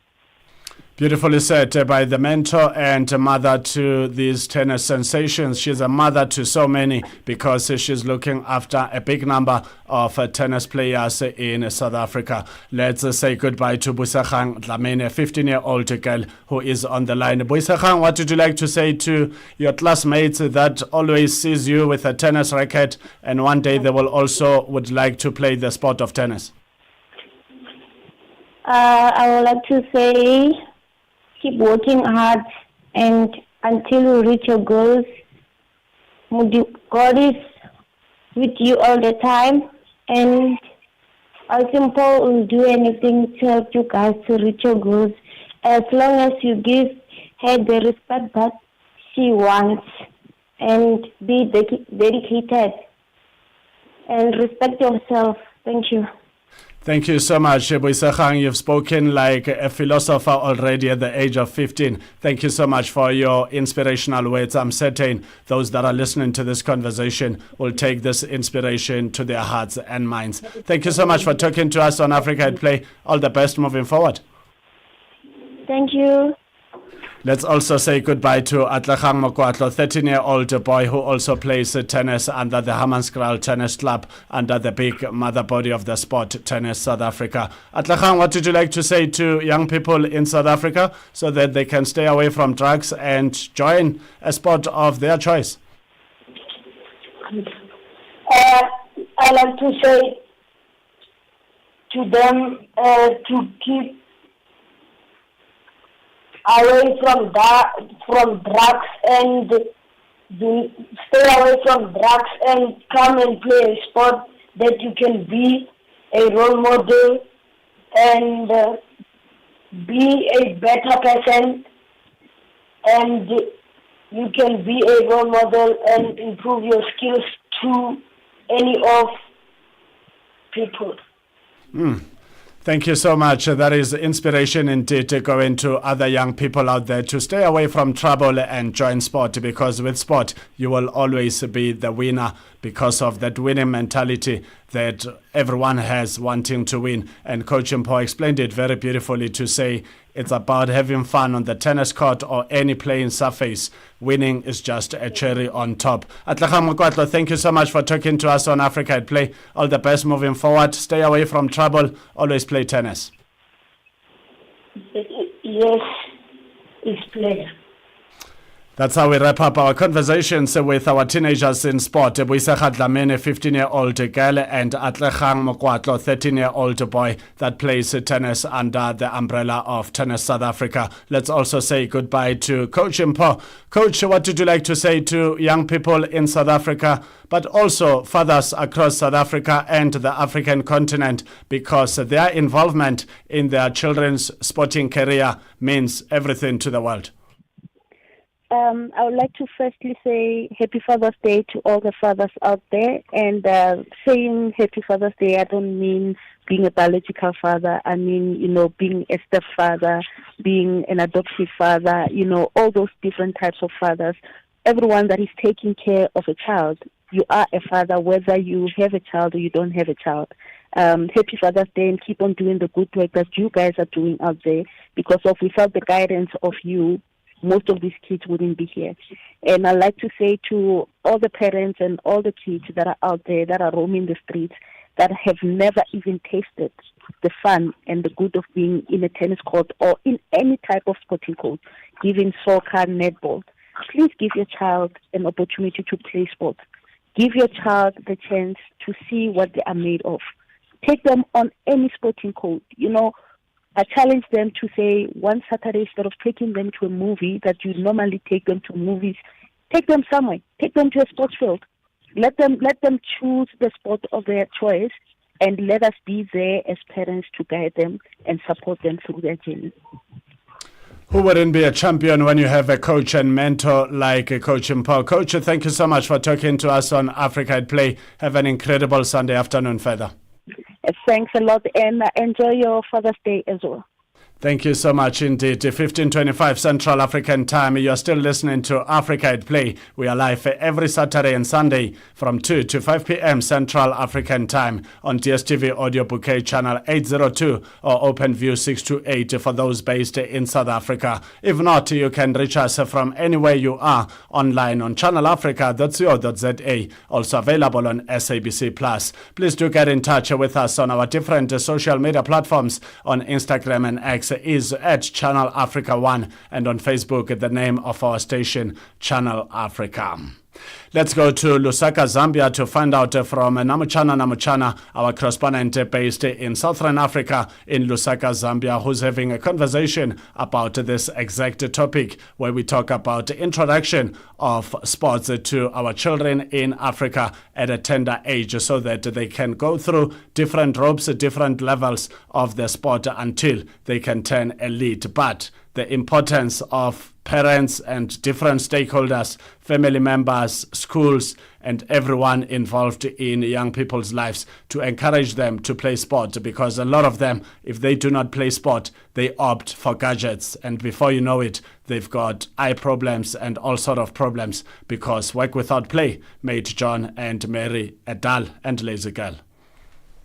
Introducing children to sports at an early age helps build fundamental skills like coordination, balance, and agility. Playful interactions on playgrounds or simple drills during academic sessions lay the groundwork for more advanced training. How should the principles of various sporting codes help children in Africa develop interest in sports? This is our question for today. I have with me Mukwima Chilala, who is a sports journalist here in Zambia. Mukwima, you've heard our question there. We are looking at introducing children to sports at an early age, and we are asking how should the principles of various sporting codes help children in Africa develop interest in sports. What are your views? Well, I feel it is important to introduce children to sporting tactics at a tender age, because just as the Bible says, train a child while he is young so that when he's old he will not depart from it. So just to perhaps borrow from that Bible passage, the same principle may apply in as far as sports is concerned. This is the more reason why there has been a huge gap of talent nurturing between third world countries and first and developed countries such as some European countries as well as the US, because such traits are inculcated in children at a tender age. You find that there are sports facilities, high-level training facilities, highly qualified sports teachers from a tender age, from as far as preschool, first grade, second grade. You find that by the time a child is reaching at the age of 12, or perhaps in the 6th or 5th grade, you'd find that their talent has been identified, be it if it's volleyball, be it if it's soccer, athletics, because they would have been nurtured from a tender age. So if Africa is to catch up with developed countries, we as Africans need to invest firstly in a highly standardized, high-level sports facilities in schools and in various locations in the compounds. Like, for instance, in Zambia now, the central government has devolved through the Ministry of Local Government what has been called Constituency Development Fund. So perhaps a concept of a Constituency Development Fund, a part of it can be channeled towards sports infrastructure development, like I think is being done now. I've seen a few places. I've seen in a few places they've been trying to channel some resources towards construction of some sports facilities in these communities. So if perhaps that should be exploited even in schools where a fraction of it is used to construct some sports facilities, I feel it would go a long way. Aside from that, in reintroduction of PE, physical education in schools, I feel would also go a long way. By doing that, then I feel Africa would be on smooth sailing and would be equal to what developed countries have done. Mukwima, thank you so much for having taken time to talk to Channel Africa today. That was the sports journalist Mukwima Chilala talking to us. We also sat down with another sports journalist who is also a sports analyst. This is Wezi Mazonda to get her views. Well, there are many ways. They should make sport an attractive package for them. They should package it in an interesting way, because when you're dealing with young people, they've got so many competing factors. It's not just sports on their mind. You know, a lot of things run in their mind. It's a dangerous phase. Not really dangerous. They're young. Okay, maybe when it comes to youth, it depends on which stage they're at. But competing factors are many. You know, there are bad vices, good vices, just losing interest, maybe because you feel it's not for you, esteem issues, and all those. So principals need to be really strategic, analytical, know the kind of children they're working with. But just in general, develop a program, put up a plan, develop a program that's going to be very interesting and engaging to these young people, so that they see the importance and the need of them to stay in sport, to prolong. So you can come up with interesting ways, like bringing those sports men and women who are active already, sitting them down, talking to them, take them to sporting games, give them access to different sporting games so that they can be able to watch. At least they'll be able to love the experience and want to be there. Speak to them, and it's very interesting. Just make the whole sports issue very interesting. Tell them their advantages, disadvantages, teach them about the values of competition, why sport is good, how it helps them to become team players, to be focused, dedicated, committed to what they're doing. It will help them grow up into more responsible citizens eventually. But then you need to have a strategy. You need to be very patient. The principals need to be very patient when they're looking at such projects in engaging these young people. Thank you very much. The views of Wezi Mazonda on our topic today, and we were looking at something that has to do with children. Introducing children to sports at an early age helps build fundamental skills like coordination, balance, and agility. Playful interactions on playgrounds or simple drills during academic sessions lay the groundwork for more advanced training. We were asking, how should principals of various sporting codes help children in Africa develop interest in sports? We had the sports journalist Mukwima Chilala and the sports analyst Wezi Mazonda on our topic today. For Channel Africa Sports, Namchana from Zambia. No fairy tales, just the facts and the music you love on Channel Africa.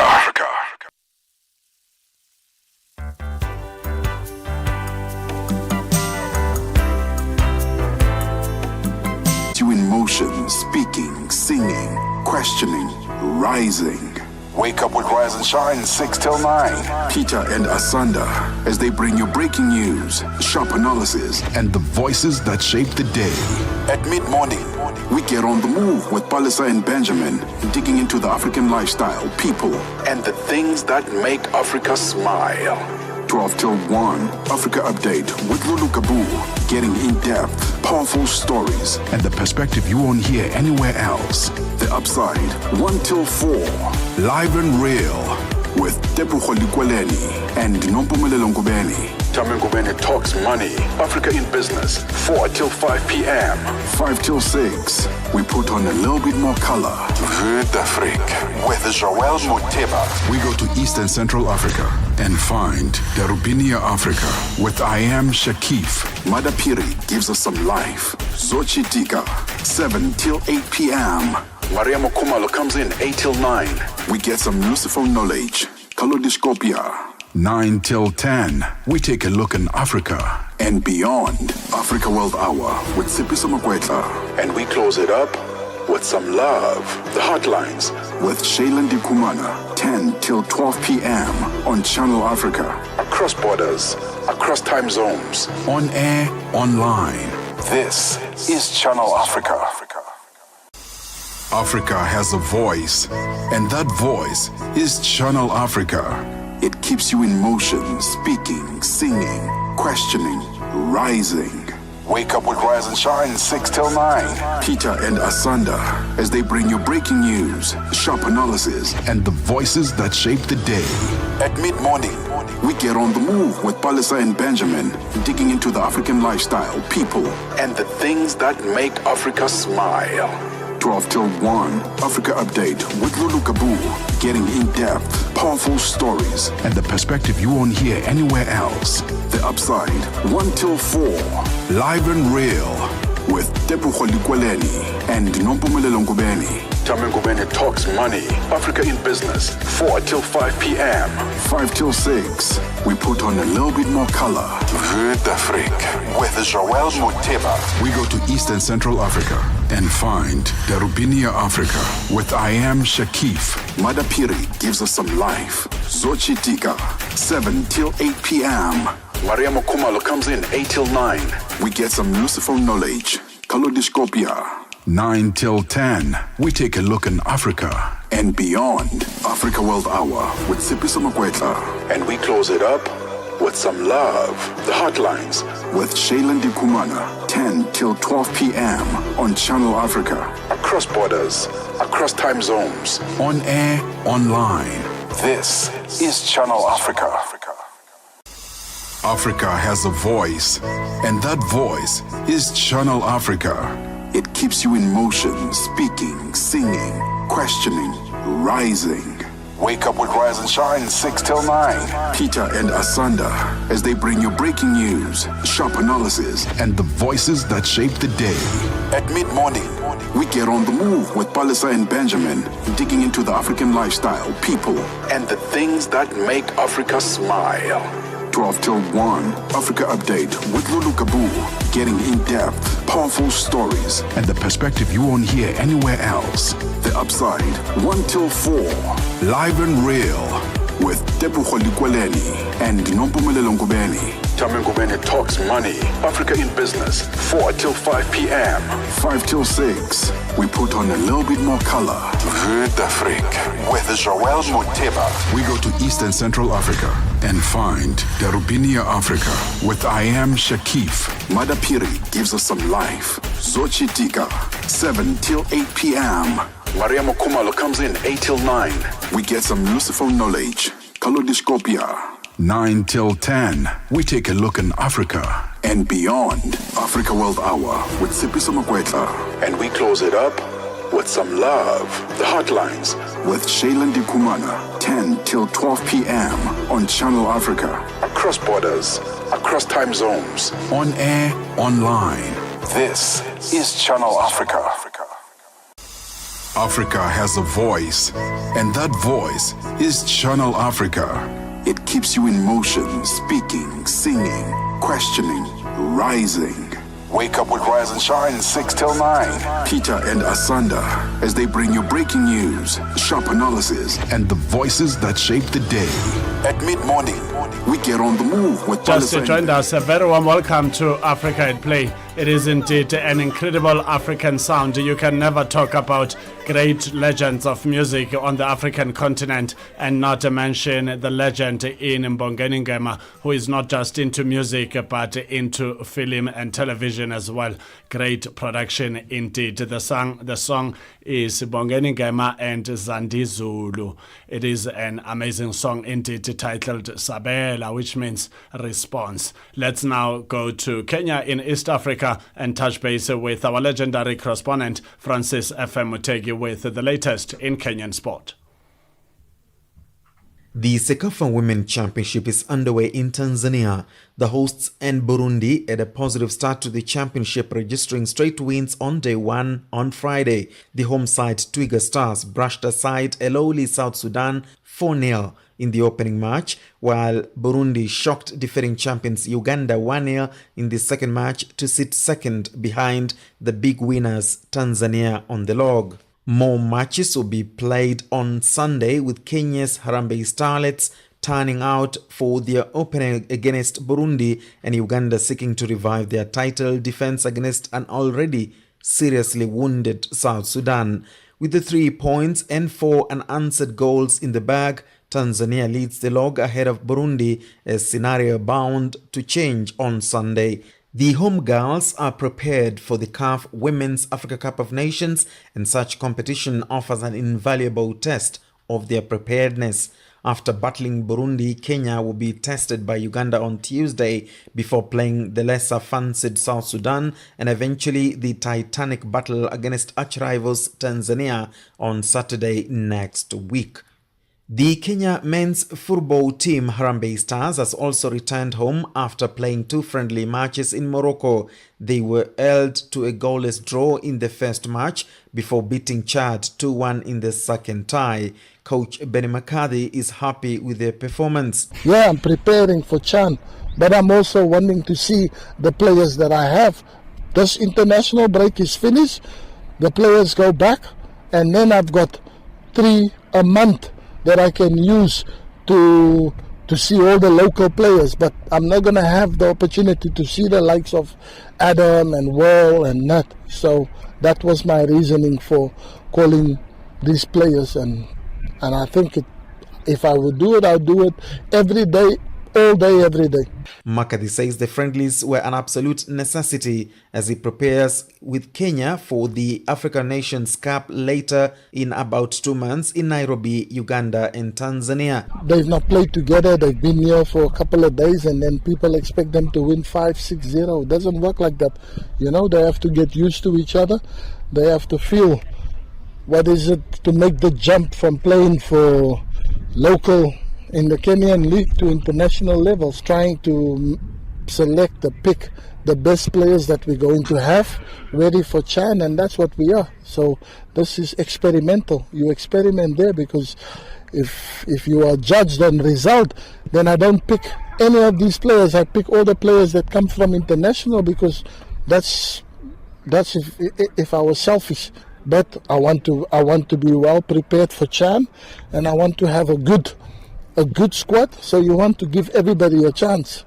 So that's what people, you guys, the media, have to understand. The fans have to understand. Rome wasn't built in one day.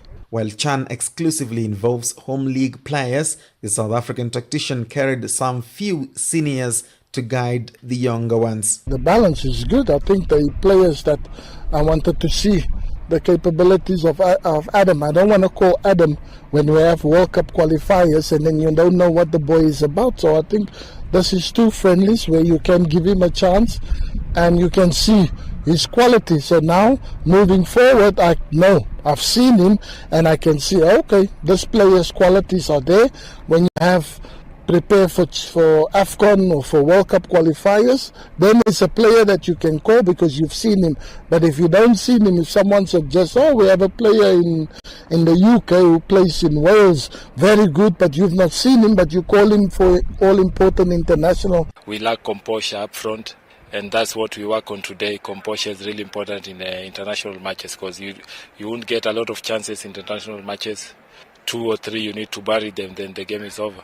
Always encourage them to feel free, to feel at home, because even me when I was younger, I was helped. So it's my time to help the young ones, and they are very okay. They feel much welcome. They are not under pressure, and you know, Kenya, we are loving people. Benny says the performance registered in the friendlies was a major learning opportunity for his technical team. I think we dominated the game. Like I said, I think you had 60-70% of the game, but it's no use. You have so much possession and you dominate the game, but you don't score goals. Yeah, I know the conditions was extremely high. You know, when you play when it's 42 degrees and most of your players are not used to playing at that time, and it's 4 o'clock. So yeah, we had many breaks within the game, but you could see that the heat really affected so many players. You know, the conditions was terrible to play in. Kenya is a co-host of the CHAN tournament together with Uganda and Tanzania, and Benny McCarthy believes his charges have a chance to go all the way to the final in front of their home fans come August. The CHAN 2024 tournament, that has been postponed twice before, will kick off in August. Elsewhere, the Kenya Police are at the verge of being crowned Kenya Premier League champions for the season, with 2 matches to go before the end of the season. The Disciplined Forces outfit host Shabana on Sunday, well aware that a win will put them a step closer to lifting the title. Defending champions Gor Mahia seem to have surrendered the crown, having fallen 6 points behind Police. Gor Mahia have a tricky away fixture on the penultimate round as they tackle military men Ulinzi Stars on Sunday. They are currently sitting second behind Police. Kenya has targeted a higher number of athletes to this year's Paralympic qualifying events as a way of enhancing their performance ahead of the Paralympic Games in Los Angeles 2028. The Kenya Para Federation Secretary General Stanley Mutuma says the ultimate goal is to increase the number of athletes qualifying for the Paralympics in Los Angeles in 2028. In this year, we had the Grand Prix, the IPC International Paralympic Committee Grand Prix in Dubai. That was in February. 24 athletes went, and like I've mentioned, 95% were young people. We emerged number 3 with 16 medals out of 47 countries. You can see the improvement. Subsequently, we took another bunch of young people to Morocco. This was recently in April. There were 21 athletes, and we emerged second out of 46 countries, second only to Morocco, the host, with 24 medals. The Kenyan National Paralympic Committee is also determined to increase the number of young athletes representing Kenya in future, revitalizing the country's performance after fortunes dwindled in the recent past owing to aging athletes. Secretary General Stanley Mutuma again. We've received over 400 new athletes. So basically we can see that 90% of all the athletes now coming through for the championships are young people. Some born as in 2000, 2004. Some as young as 18 years, 16 years, 20 years, 24 years. So these are absolutely young people, and we believe this is the future. So in terms of qualification, you can see right from when we finished last year, the Paralympic Games in Paris, we embarked on this chapter of getting young people, which we agreed with the Ministry of Sports, that's our main sponsor, that we must get young people on board. Kenya Paralympic Committee hope is to have more Kenyans participate in various disciplines to improve her fortunes in the next edition. Secretary General Stanley Mutuma. Tandem cyclist. We took a team to Egypt. This is last month from the 5th to the 11th, the African Championship, and outrightly we were the shining stars there apart from South Africa. So it's a very good sport that is coming up very well. Our biggest challenge here is because it's an equipment sport.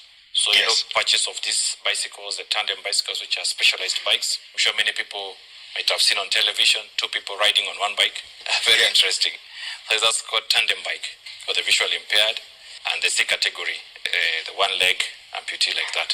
So here we are looking to engage more with the ministry and our stakeholders like the National Olympic Committee to purchase more bikes, because we believe that in early 2028, we want to have not only 1 or 2 cyclists, but maybe a minimum of 6 or 7, which we believe is very much possible. The next major championship for para-athletes is the World Athletics to be held in New Delhi, India, later this year. See, this is a build-up.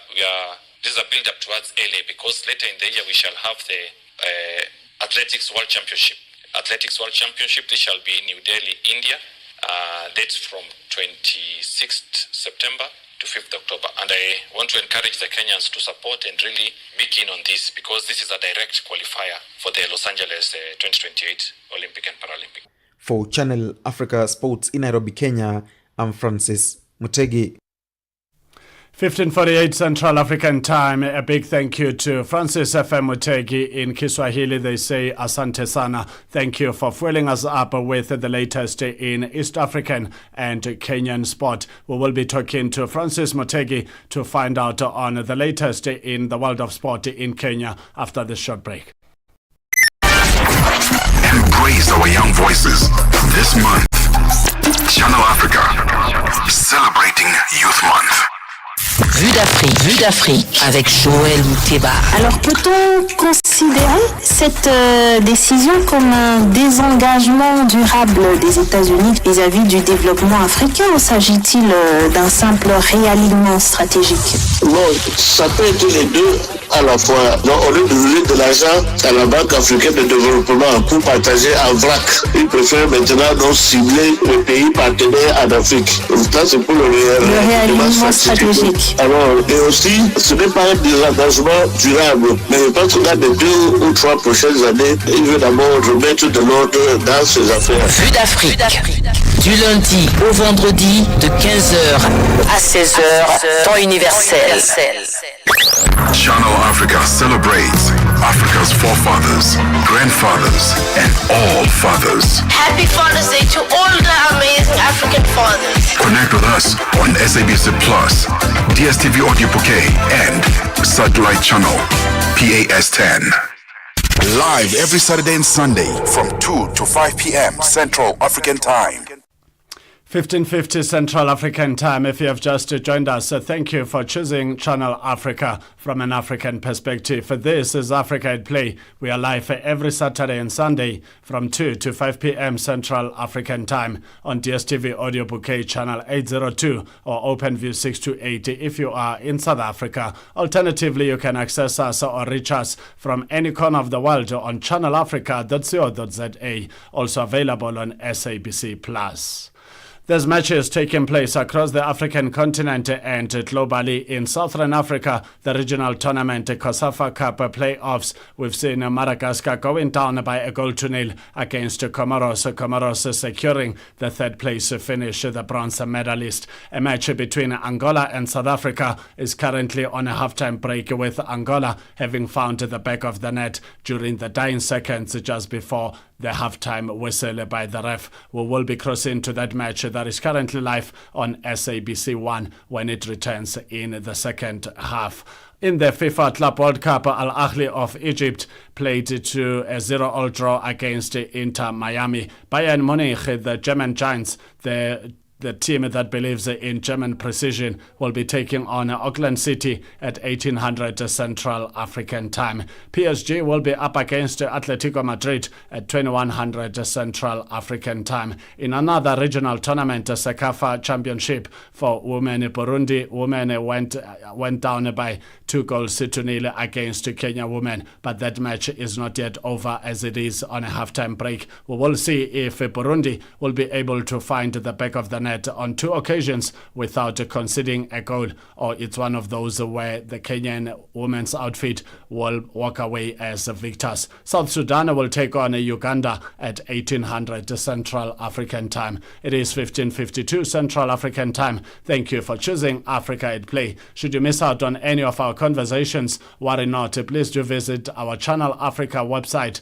Click on programs and search for Africa at Play. At the bottom right screen of Africa at Play, you can be able to click on more to listen to those conversations when you have time to do so. Thank you for choosing Africa at Play. Our topic today, we were talking about children that are joining sport, to say what should the principals across the African continent in different sporting federations and in academic institutions do to encourage children to join sport at a tender age, because there's a career right there for sport, especially for those who might not be able to make it academically, but they can make it through their talent in sport, which requires dedication, discipline, and hard work for one to be able to make it to the interesting and the desirable levels of different sporting codes. We will be talking to a legend from Liberia, James Deba, a man who's been around in the beautiful game of football, who has played for teams like Monaco, for teams like PSG, and many other outfits, including the Liberia national football team, and is a mentor. And it's always an incredible story to talk to someone who played the game at a tender age and went through different levels of the sport and end up being a mentor. In sport, there's no retirement. You only retire just to make it official for the journalists to write about it. But from there, you continue where you left off. Let's take a short break and we will be back with more on Africa at Play. Astelil Siashai. What are the sports legends up to?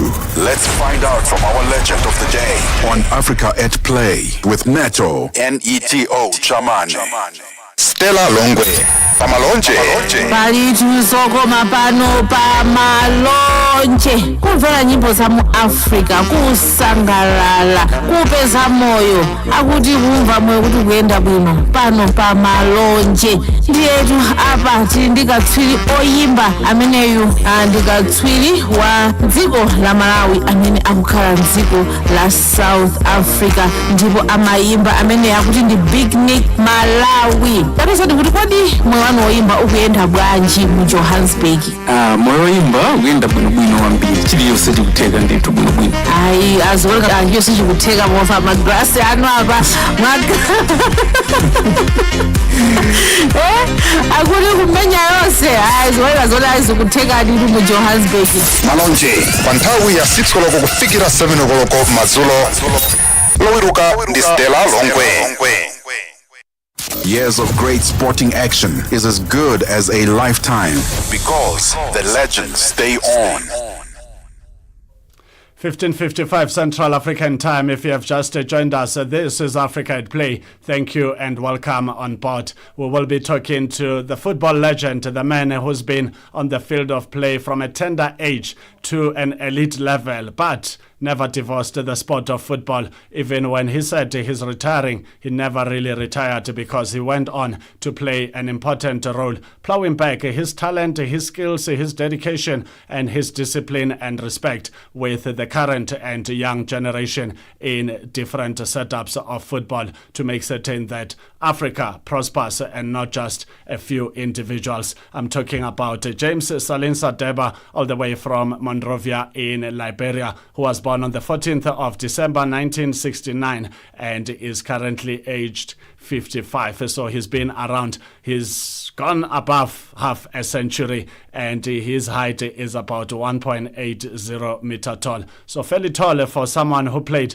as a forward or a striker, and he scored many, many goals. And today is the perfect day to find out which out of so many goals would still be in his mind as a number of his favorite goals. And he scored a number of goals, especially for the national team, with 73 caps, scoring on 42 occasions. So you can tell that if he continued to play, he would get to a moment where when you compare the number of caps and the number of goals scored, it's almost safe to say in every game this legend just wanted to pass the back of the net. But the patriotism that goes with wanting to do well for your national team, and of course different football outfits he played for. Coach, good afternoon and a warm welcome to Africa at Play. Thank you so much. Thank you so much for having me. Thank you so much for joining us. Let's take you back to James Deba as a little boy going to school for the very first time. Is a soccer ball the first thing you saw before you saw a pretty girl? Oh yeah, soccer, yeah, definitely. You know, in Liberia, Liberians, I would say they are soccer crazy. We love the game of football. I mean, it's like a religion. Every kid in Monaco wants to be a soccer player. Interesting indeed. And when did you start playing, like for a school? Do you still remember those years? Perhaps you would even remember your first goal. Yeah. It is hard to retract. But I started playing at an early age. I mean, community-wise, playing in the community. And from there, when I went to grade school, I started playing in grade school. 12, 13, that's when I started coming to prominence. I started playing in grade school. Then from grade school, when I got promoted to the high school level, I started playing for Mori Barrow, which was first division. Yeah, which was first division. Approximately 83, 84. I started playing for Mori Barrow. But I was not a regular because due to my age, I was there as a replacement player, I would say. So gradually, I started to elevate, but I started from that grassroots level. How did you make it to France? Okay, 1986. I left when I left from Liberia. I got a contract to go to Union Sportive de Douala in Cameroon. Union Sportive de Douala in Cameroon. It was in Cameroon that I got scouted by Arsene Wenger of Arsenal. Arsene Wenger was the coach of AS Monaco at the time. He was the coach of AS Monaco. So while playing in Cameroon, I was in Cameroon for approximately 8-9 months. Then I was scattered to go to France to play for AS Monaco because my cousin George were already at AS Monaco. So when I got to AS Monaco, that's how I got contracted to go to AS Monaco. Talk to us about this legend that you've just mentioned, Arsene Wenger, who has spent a number of years at Arsenal, over 13 years with the Gunners of London. But what an amazing mentor of football. Oh, he is. I mean, everything I learned about the game, fundamental-wise, he taught me basically everything. I was with Arsene Wenger. He was my mentor for 3 consecutive years. 3 years. And basically, I learned a lot on him in terms of the fundamental of the game. I learned a lot. I mean, I owe my success to him. You played alongside legends like George Weah, whom you've mentioned, who's also been the Liberian president. Not only has he been a good leader in football, but he's also made it to the hot chair of being able to dish out orders to the entire country as the president of Liberia. But this is one footballer who was an amazing legend, whom during his playing days would stop everything to make certain that he goes deep into his pockets, into his bank account, making certain that the money he made while playing abroad, he was able to share some of that money with the national team of Liberia when the association was struggling with a whole lot of issues that required financial stability. The likes of George Weah were on board. You played alongside him, and you were an amazing squad of your playing days that a whole lot of football fans in Liberia remember to date. Yeah, we had a good team. Basically, it's a team that started out together. That generation of players were players who started out together. Because if I can record, the former president of the Republic of Liberia, Samuel Canyon Doe, he is to take credit for that formation, for the structuring of that national team. If I can recall, 87 or 34 players were selected to go to Brazil for training. 34. Samuel Canyon Doe instructed the Ministry of Youth and Sports to take 36 players to go to Brazil. That 36 players went to Rio de Janeiro. We were there for 6 months. The team came back after the 6 months. The team came back. This is just what I want to say. So the former president, he was the brain behind the success of this team. He was the brain behind the formation of this team. If you have just joined us, we are talking to James Deba, one of the legends from West Africa in Liberia, who's played for a number of clubs across the globe, including the Liberia national football team. And by the way, he's been the coach as well for the Liberia national football team. So we're talking about a real legend right here. And we're still going to break it down and understand more about his contribution to football, and not just in Liberia, but on the African continent. Coach, let's talk about, your days as a footballer, especially when you've turned professional. Do you still remember your first goal? My first goal for AS Monaco. No, what you said, as you said, when I went professional, right? Yes, your first goal as a professional. I played for Union de Douala. I left Liberia, I went to Union de Douala, but that was semi-professional. So I wouldn't say professional. Well, my first professional goal for AS Monaco was against Nancy. That's the N-A-N-C-Y. The pronunciation in English is Nancy, but in French it's Nancy. We won that game 3 goals to 1. I scored 2 goals. My teammate Yusuf Fofana of the Ivory Coast scored the 3rd goal. So basically, that was my first goal professional-wise. You've went on to play for a number of other clubs. Where did you enjoy your football the most? Where do I enjoy my football the most? I think it was OJC Nice. Because I say OJC Nice because I won the Coupe de France with OJC Nice. OGC Nice is where I had my greatest success because I won the Coupe de France, which was a big accolade at the time.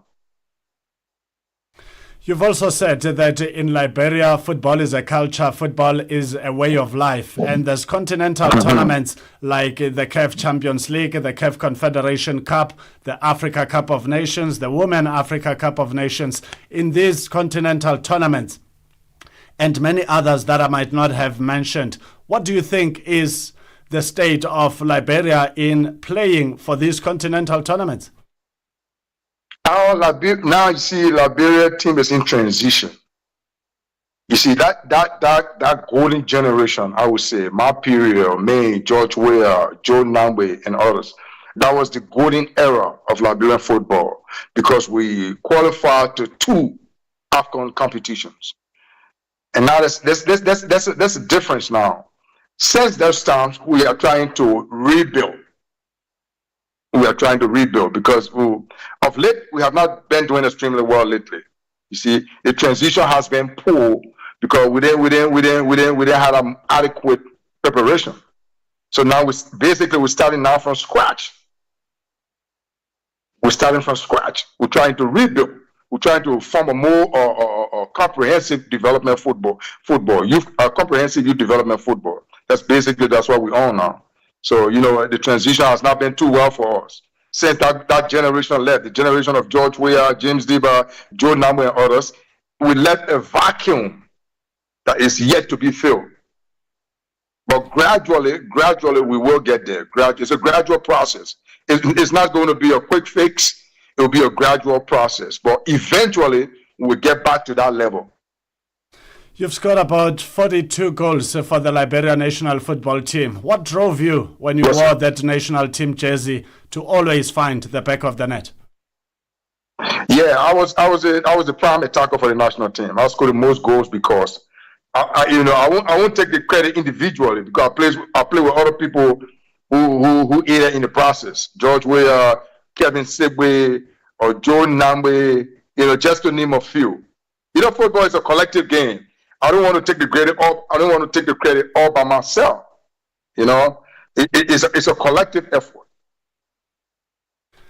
When you've retired, what went through your mind to say, James, you've played enough football now, you can retire? Although we know retirement as a player simply means you could just be starting your own academy or even considering coaching, which you are today, and not just an ordinary coach, but a passionate and dedicated one. The transition has been difficult. I would say difficult in the sense because I missed the game. To be factual, I missed the game. But when I retire, I ventured in the coaching.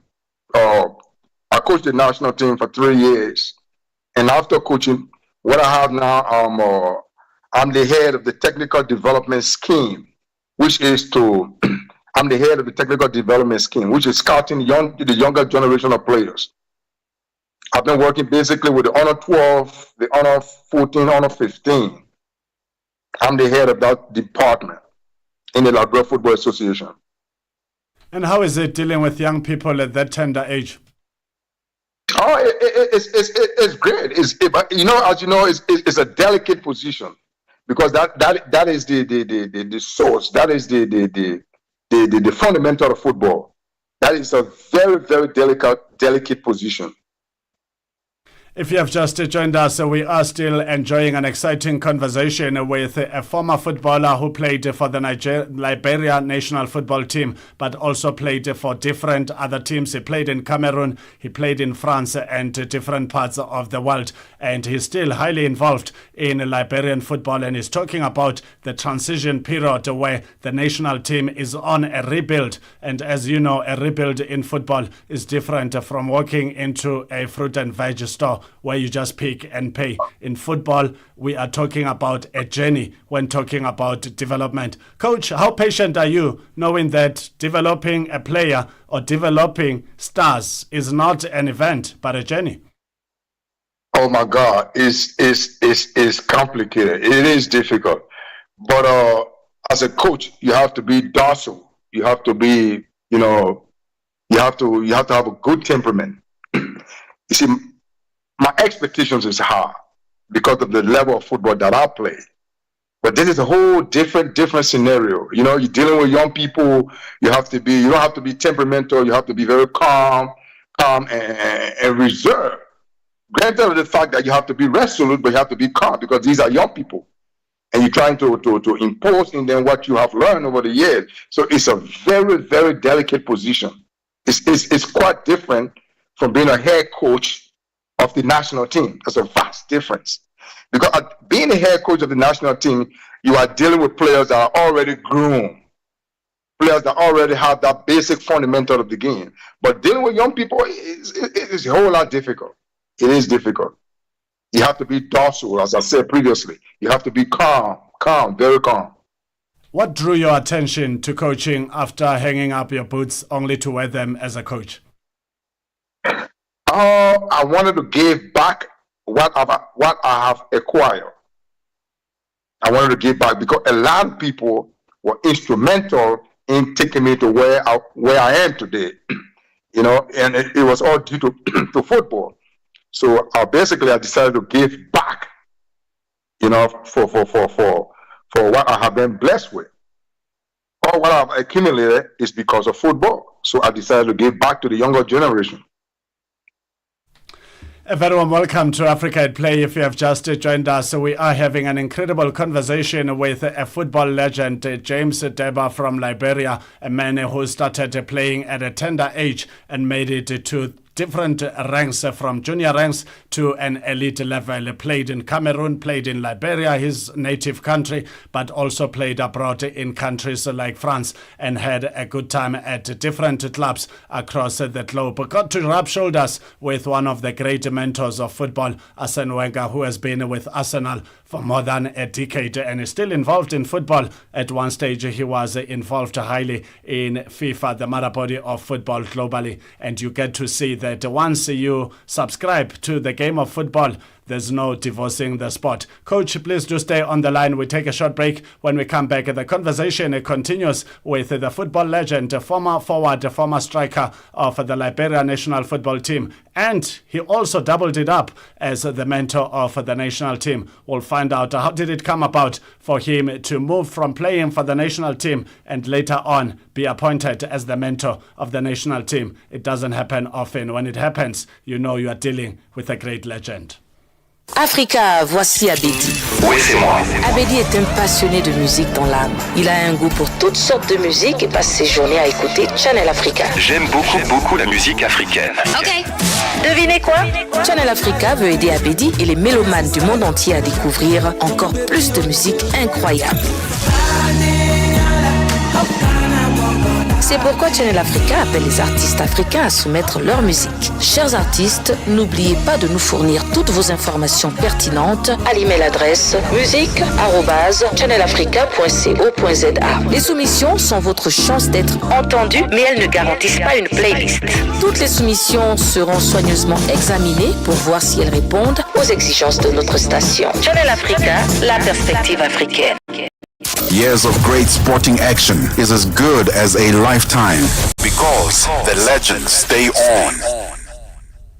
16:12 Central African Time. If you have just joined us, a warm welcome to Africa at Play. You found us in the middle of a hot conversation with a football legend, James Deba from Monrovia, Liberia, who is playing an important role in Liberian football. He played for the national team as a forward. He scored about 42 goals, if not more, and also doubled up as the mentor of the national team. And currently, he is the head of technical. As you know, that the technical role is of paramount significance, because this is where you go through a role of ensuring that when the national team is on their peak, you don't have a cycle where those golden players like him and the likes of George Weah during their playing days, they were the golden generation. But what happened afterwards? There was that missing link of making certain that while you have stars on the pitch, there should be young up and coming stars who are just as hot as those we are witnessing on an elite level, so that they can graduate from different youth levels, like your under 17 to under 20, under 20 to under 23, under 23 to the national team. And lately, Africa is blessed with great talent. We get to see some of the teenagers already wearing the senior national team jersey at that age already. And that also goes towards getting kids involved in the game at a tender age, so that when they are 10, they've already mastered the technique. They know what is a chest trap. They know what is one-touch football. They know what is a transition. And it's just a matter of adding fuel on fire in making certain that they are converted to professional players, especially because not everyone is going to make it in the classroom, but someone might struggle in the classroom and make it as a footballer. And there's many great stories out there. Coach, thank you so much for staying on board. How did you make it as the mentor or the coach of the national team of Liberia? Are you referring to the technical development scheme? No, I'm referring to when you were the coach of the national team. How did it come about? And obviously your journey keeps going on because now you're head of technical. Yeah, I was appointed 2015. I was appointed by the president of the Liberia Football Association at the time, who is now a parliamentarian, Mr. Musa Hassan Belidi. He appointed me as head coach of the national team. And even though my position as head coach of the national team was short-lived, but we had a few successes. We came close to the verge of qualifying for the African Cup of Nations, but we fell short behind Tunisia. But that was a good experience. That was a very good experience. And now after that, after my time with the national team, that's how I got appointed as the head of the technical development scheme. And as the head of the technical development scheme, you've got a wider variety in terms of seeing talent at different age groups. What are the success stories of what you've seen out there, like players that are really sensational, that deserves a ticket to different age groups of the national teams? Yeah. I think I can see light at the end of the tunnel for Liberia football. When I started the program, I visited the 15 political subdivisions because our country is divided into 15 political subdivisions. I have been to all these counties, and in the process, scattered players, younger players that I see prospects, basically prospects. And I can assure you that perhaps in the next 5 to 6 years, Liberia will come back on our pedestal of relevance when it comes to football, because we are grooming some players that are well talented. What is the state of women's football in Liberia? As it stands now, our football is mediocre. It's mediocre. I mean, I'm referring to the technical aspect of it. It's mediocre. But the president of the Liberia Football Association has been doing extremely well in terms of trying to erect infrastructure that will facilitate the process. We have built a few football fields around the country.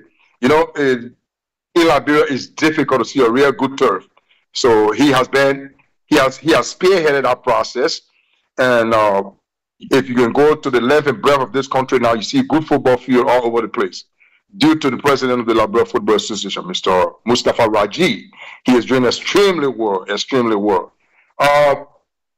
Now, I'm tasked with that responsibility to groom the next generation of football players. That is the first. It is a process. You know, I don't want for nobody to think, because James Salinsa Deba is the head of this technical development, so it's going to be a quick fix. No, it's hard. It's never going to be a quick fix. Development is a process. So I can assure you, in the next 5-6 years, Liberia will be back on a pedestal of international relevance when it comes to football. I can assure you that. In the next 5 to 6 years, Nigerian football will be at an exciting and desirable state, according to former player James Deba, who is also a coach, but currently serving as the head of technical development scheme under the mother body of football in Liberia. He's worn the national jersey, he's worn different other outfits for different clubs out there, played the game at an elite level. Coach, what have you zoomed into in as far as West African football is concerned? I grew up in an era where the likes of Roger Miller from Cameroon, who is now over 70, was still playing football, and the Indomitable Lions were untouchable. You would know from Africa that if FIFA says only 5 African national teams will qualify, the Indomitable Lions will be there. The likes of the Super Eagles of Nigeria will be there. The Black Stars of Ghana will be there, and perhaps a Morocco and an Algeria here and there. But it's always been North Africa, West Africa, dominance kind of a scenario. But we're seeing a different pattern and a different era and chapter where different regions in Africa have risen in developing their football, and you can never write off other outfits that were never spoken of, like South Africa is an example, Chipolopolo, Zambia. Sure. Even if you play the likes of the Warriors of Zimbabwe, it's not a walk in the park. You could walk away out of that match without points because of just how football has been growing in different parts of the African continent. But what happened to the West African and North African dominance? Well, I don't think that dominance still exists. I think the game has evolved. So other countries that were considered dominant has come to the fore. The game is more competitive now. You know, no one is underdog. No, it's almost impossible. You take Cape Verde, for example. I remember my days when we played Cape Verde. It was not competitive at all. We basically walk away with 3 or 4-0. But look at the level of Cape Verde now. You see, this just to show how African football has evolved. They no longer have that dominance. You know, no. The game has evolved. James Salinsa Deba, who is a football legend who played for the Liberian national football team and also coached the side, but currently working as the head of technical development scheme, making certain that football in Liberia is in good standings with great talent and discipline, including dedication from a tender age, from the youth point of view, so that when these youngsters graduate to an elite level, they are complete players who can just walk onto the pitch and represent the national team very well, including both women and men's football. Coach, thank you so much for talking to us on Africa at Play. Before I let you go, what would you like to say to the fathers on the African continent? Because it's big celebrations in South Africa. Everyone wishing every father Happy Father's Day. I would say Happy Father's Day to all Africans, to all my African brothers. Thank you so much. Always been a pleasure being on your scene. I mean, I'm grateful. I want to tell you that I do appreciate the generosity. Thank you so much. From the bottom of my heart, I thank you so much. There you have it from the mentor of football, a former player, a former forward who was never shy to pass the net, who was never shy to beat defenders and the last man in defense, the goalkeeper, until he sees the ball dancing with the net right inside. Only then he will celebrate, because that's how devoted he was to this game. That's James Salinsa Deba, who played for the likes of Monaco, the likes of Nice, and Paris Saint-Germain, including the Liberian national football team. That's how we wrap up our conversation with our football legend this afternoon. 16:22 Central African Time. We take a short break. When we come back, all things Africa at Play continues as Delelisia Shai. What are the sports legends up to? Let's find out from our legend of the day on Africa at Play with Neto Chemane. Love music, love culture, love life. Then you will love Channel Africa. Digging into the African lifestyle.